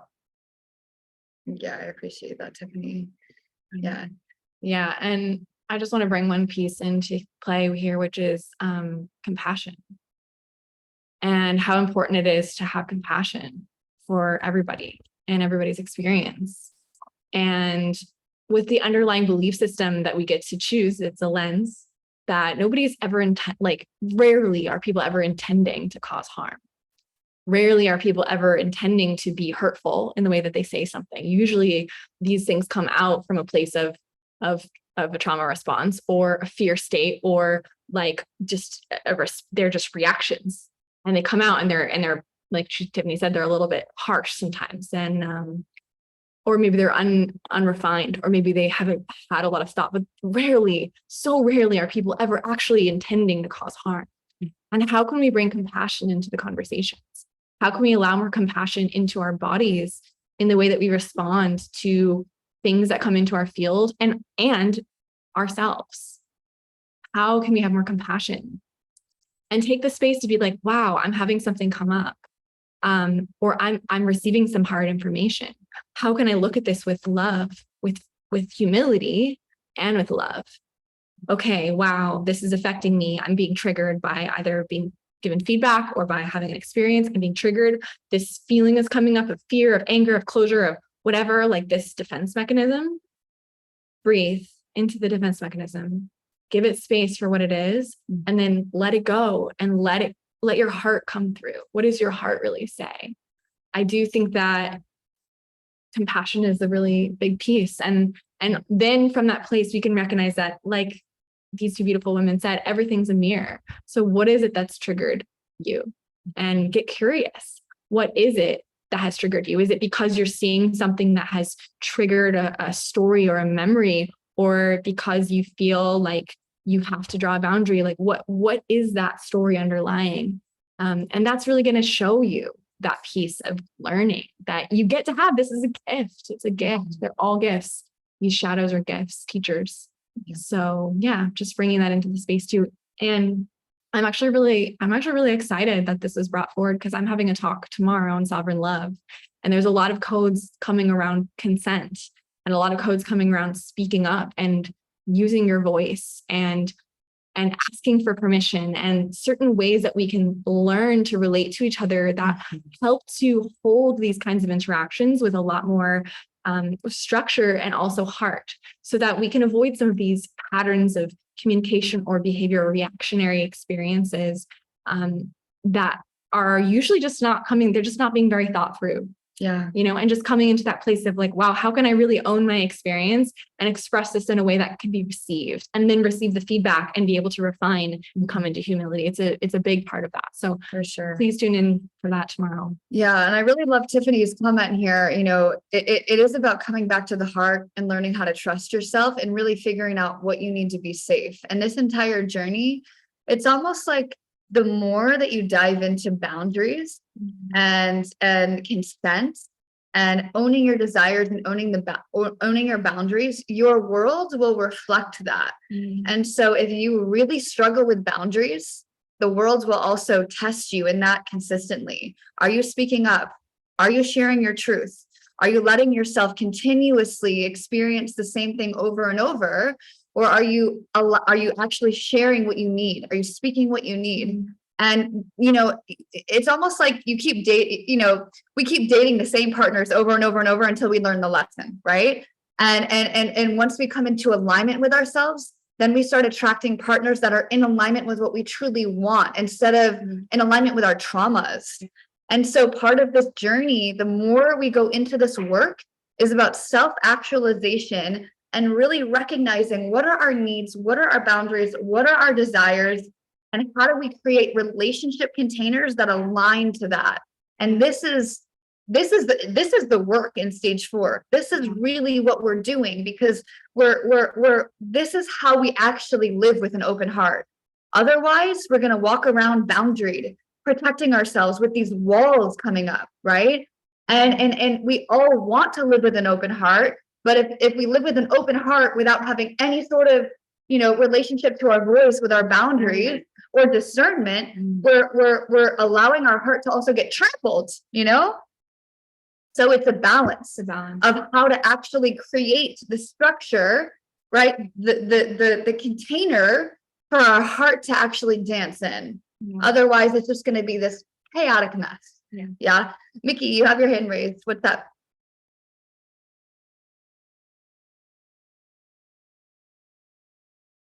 You're on mute. Sorry, I do. Oh, no. Mickey Do I? can't. Mickey can't. Oh, sorry. There's too I many. did. I raised my hand. I wanted to just sort of give an aside to the Voice boys. isn't clear again. Can we just make sure? I just want to make sure it's super clear. This is also really important to speak clearly for this one. Is there another way to get your voice? Okay. If my voice is not super clear, I think I'm gonna go ahead and reframe that. Oh wait. Microphone? Yeah, you know what? It probably is because I'm having to hold the iPad. Is that better? Probably is. Okay. So, Are you covering up the speaker? I gotta get. Now we can hear you. Okay, No, now we we can't can't. hear you Never now. mind. Is that better? Yeah, that's better. Woo! Thank you, iPad. Okay. I'm sorry for all the sound drama and so much weird stuff with my electrics today, but I just wanted to shout out to my brothers, to the men, that this is a recurring theme throughout my life. I've had a few sun trips, and there's nothing that breaks my heart more and causes me more grief than hearing about my sister's pains and traumas and assaults. And as men, we've been emasculated. I'll use mixed language tonight. If I was a men's group, I would say it differently. However, we men have to show up full in, and we have to hear our sisters on this issue. We have to own where we have not been in our best masculine, in our best human self. Because at the end of the day, we men create the safety, and you beautiful women create the magic, and we need each other desperately, and we have to bridge this wound between us all. And the only way is by talking to each other in these containers. Ashtahe indeed, Caitlin. Yeah, so brothers, I mean, we need to listen, and we need to really dig deep and be aware when we're in social settings, especially, you know, in our communities, we're supposedly all got it together. Well, this shit still goes on. And so we got to be ready to be a man at a moment's notice. And that's all I think I want to say on that. And I know the stories of a couple of my sisters here, and you know, I've reached out to you individually in different times, and so you know how I feel about it. It's we need to be willing to show up anywhere in the world. Anytime we hear this shit going down, we got to show up and take care of our family. For fuck's sakes, be a man. Can we all take our phones off of mute and give Mickey King a big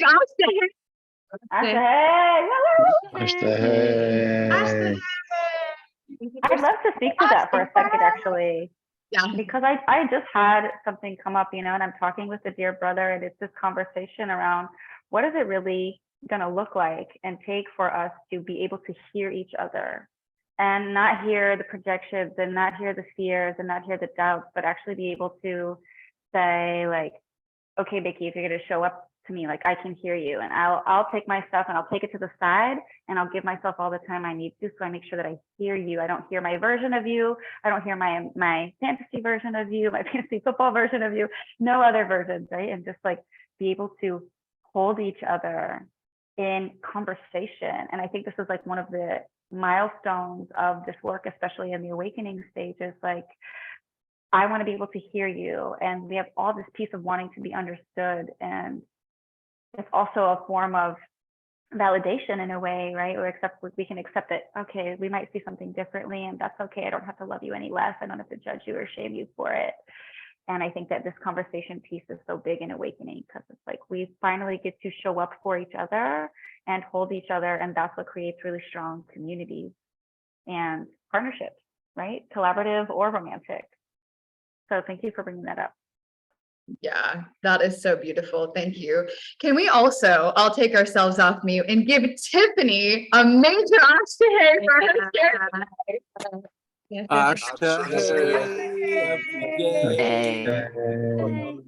Tiffany, I love you so much. I'm touching myself because you guys all hate me. You killed it. You nailed it. You got us into the body. I love it so much. And I'm so glad that you were here. And yeah, we went so deep into your story to be able to have this conversation. And yeah, this is something that we're going to be really diving into as well inside of Metamorphosis. And Tiffany is also one of our coaches in stage 2 of the journey. So stage 2 is really about self-love, going within the body, healing those wounds and those traumas, and really moving them through using dance medicine. And I also want to call forward that, a big part of this work is about men's work and women's work. And tomorrow and Thursday, we're going to be doing the queen codes and the king codes. And this is really about calling our inner feminine forward and our inner masculine forward in powerful ways. Like Mickey King, you just brought forward a beautiful, beautiful transmission around calling men into their inner king, into that protector, into the safety, into the container holder, so that women can express and unleash and feel safe to do that.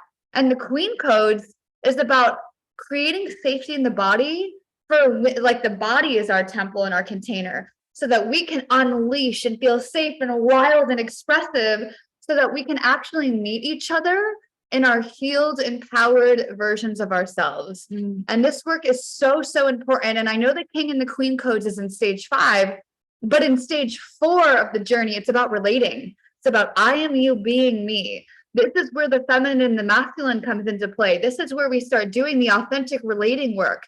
This is where we really start to meet each other and learn how to communicate our boundaries, our desires. We learn what our boundaries and desires even are, and what it means, what the difference between an edge and a boundary is. Meaning a boundary, when we cross our boundaries, we induce trauma. A boundary is too much too quickly, right? And an edge is a discomfort, right? We have a discomfort around something, and comfort, we grow when we're right on the edge of our comfort zone. So how do we edge ourselves and expand even greater without crossing our boundaries and knowing the difference, right? And this takes a lot of self-awareness. And this is what discernment means. When we know our yes and our no, and we can clearly communicate that, right? In stage 3, it's about learning your yes and your no. In stage 4, can you say it out loud? Can you say it to your partner? Can you say it to someone you don't know? Right? And it's practicing these things so we can show up in the world, in our careers, in our partnerships, in our families. Huge, yes. And this is how we liberate ourselves. This is really what it means to play big in the world. And this is also what it means to allow ourselves to be art. We're not going to be able to show up artistically and creatively if we feel scared. Couplings have really sensitive skin and can. Yeah. So yeah. And I'd love for you to share a little bit more on that. About being art. Yeah. Well, I mean, I think all this really boils down to, and everything in metamorphosis and everything in all of these 7 stages and the whole process of transformation, it really does boil down to sovereignty and stepping into your truth and then being able to express it to the world and coming into alignment. And that process requires the shedding of the things that are not me, not you, not self, so that we can come into clarity. And the journey is coming into greater and greater clarity with authenticity, and then being a greater and greater match to the world through expressing this authenticity. This is why things like this dance is so important. What part of us wants to play small? What part of us is afraid of being seen? What part of us sees somebody else dancing and feels triggered by their expression, which has nothing to do with us? What part of us feels threatened by the world and responds by closing instead of curiously approaching it? These all are parts of us that get to come forward with love and be a part of our reclaiming process, reclaiming who we are. And this whole journey of metamorphosis is about reclaiming and is about stepping into sovereignty through these deeper levels. And we go through a whole entire journey of doing this through all 7 stages. And obviously all of us are in different places of what we're working through. Some of us, it's shame. Some of us, it's blame. Some of us, it's self-worth. Some of us, it's just being seen. Some of us, it's like stepping into integrity. I know that's a big code that I've been working with for like basically my whole life. And working with these codes, and yeah, that's what I got to share. And the course isn't just about, learning the material. It's about having situations like this come up in real time and being able to talk about them and bring them forward and communicate them. Because the thing is, triggers are always going to come up in life, and we're always going to be tested. And this course, when you enter this course, it'll literally start to become a ceremony where all of the material will start to show up in life so that you get to respond to it in real time and use the tools to work through it, and then have a community to actually support you in that growth process. And this is what it's about. You can go through life alone, or you can go through it with support and community and friends and people that can actually help you in the process. So that's why we created this, and that's why we made it a year.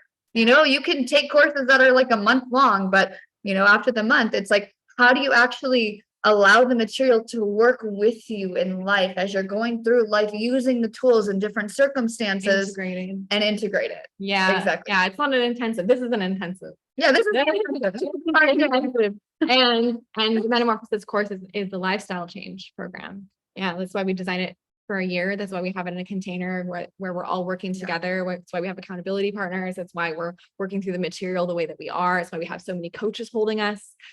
People like Tiffany bringing her codes in, people like Cam, every single person on this Emergence Festival is a part of this course. And that's why they're all here with us. So they're sharing their medicine. It's a really special container. And we've already been seeing, I'm so grateful for the people that are already in it. We've been seeing so much beauty and magic coming from them. And I know some of them are here. Some of them have been in Emergence with us so far. And I'm so grateful for all of that. It's just amazing. I'm really stoked to continue to open that portal up. Yeah. And Ella, I would love for you to drop the application link in the chat. So I know some of you guys even messaged me on this call and you were like, I'm joining. If you want to join the program, we're going to give you 2 links. We're going to give you a link for if you're already a yes, you already know that you want to do it. We're going to give you the link to just join. So Ella, if you want to put the link to the actual site, you can do that. And if you have questions, you can fill out an application. Yeah. And then you can actually, ask us the questions that you have for the program. Basically every single week we meet. We do live sessions. We have our master coaches that are speaking. We have small pod groups where we do spot coaching. And basically what we just did right now, we bring that forward and we talk through things like that. And also the beauty is we made it so literally anyone could afford it, right? A program like this would normally be $10,000 because it's a year-long program with 20 master coaches. We decided to make it it's $4,500, but because you're part of Emergence, it's $3,500. So it's only $3,500 until next Wednesday for a whole year, for an entire year, literally a whole year. That's Yeah. Less than a gym membership a month. Exactly. It's $369 per month, which some people spend more going to the gym, right? Especially if living in New York City. So we decided to make it super affordable and to have access to all of the coaches, all of us, the community, and the pods. So if you know that you're already interested, you can fill out the application, you can go onto the website. We'll be sharing more about it this week. You can get more tastes from all the master coaches.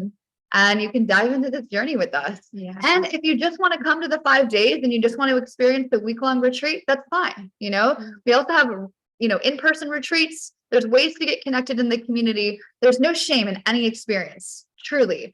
It's about you showing up for yourself, for being here, committing to the work. That's the journey, right? Even just being here, you're saying yes to yourself and you're leaning in. And there's going to be people that are like, I really want to go in. I'm ready to change. I'm ready to really dive into my growth. I want to learn all the tools. There's all 7 stages. You'll know if that's you. You'll feel the butterflies inside. You'll be like, I know it. I know it. And that's cool. That's also cool. So yeah, whichever direction you go, we welcome it. We welcome all of it. And we're here for it. And we love you guys. And thank you so much for being here and showing up for yourselves, being in this journey. This is the real work. Like, we're here for it. We're really grateful for you guys. Yeah, so beautiful to see all your faces. Thank you for being here. Yeah. And tomorrow's gonna be great. Tomorrow's gonna be go epic. even deeper, guys. Yeah, Jessica's talking about stuff. We have Amy Ann talking about the queen codes. And then we have Brian Wood doing a breath work, which is like out like epic. Gigi, I know you do Brian's breath works. Like, there's so many of you guys that do that all the time. Yeah, exactly. Yeah. So you guys are gonna love it. It's super, super good. So we're gonna be back here again tomorrow. We're gonna be diving into the work. We would love to invite you back. And if you guys want to connect with us, please message us on Instagram. And the challenge for today, we got to talk about the challenge. We are doing a dance challenge. So from now until tomorrow, the way that you enter the giveaway with Tiffany is by posting a video of yourself on Instagram dancing. So you're going to post yourself in your expression, whatever you want, whatever feels good for you, and tag. And if you don't have an Instagram, you can put it in the Chrysalis community and you can post it there too. So just a video of you in your expression dancing, and everyone who posts a video and tags Chrysalis and Tiffany will be entered into the giveaway. And we'll announce that winner tomorrow on the call. Does that sound good? Okay, amazing. Yeah. Make it fun and exciting, you guys. No pressure. This video is just about you feeling good, feeling great. You can dance while you're picking up leaves. Like, we don't care, right? Just show up, show off. Like, that is what this life is about. So make it easy. This is a no pressure environment. Totally. You be getting ready doing your makeup in the mirror, like, Cute. Yeah, love that. some of this. Like, just go for it. What if we don't do makeup? You can brush your hair. You can brush the hair on your body, but just do it to some rhythm, right? Make it spicy and kind of nice. Yes. And the winner will get Tiffany's Sensual Rituals workbook. And you'll also be considered for the grand prize. And the grand prize is the person who shows up the fullest. It has perfect attendance. It comes to every session full on. They're just super in. And we're going to be picking a grand prize winner at the end for something really special. So this will also be included in that. Yeah. So with all of that being said, can we all take ourselves off mute and we're all together? And can we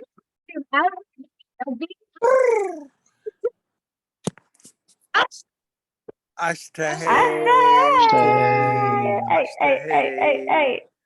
hey. Yes. Amazing. We love you guys. Have an amazing rest of your day. We will see you tomorrow. Thank you. We love you.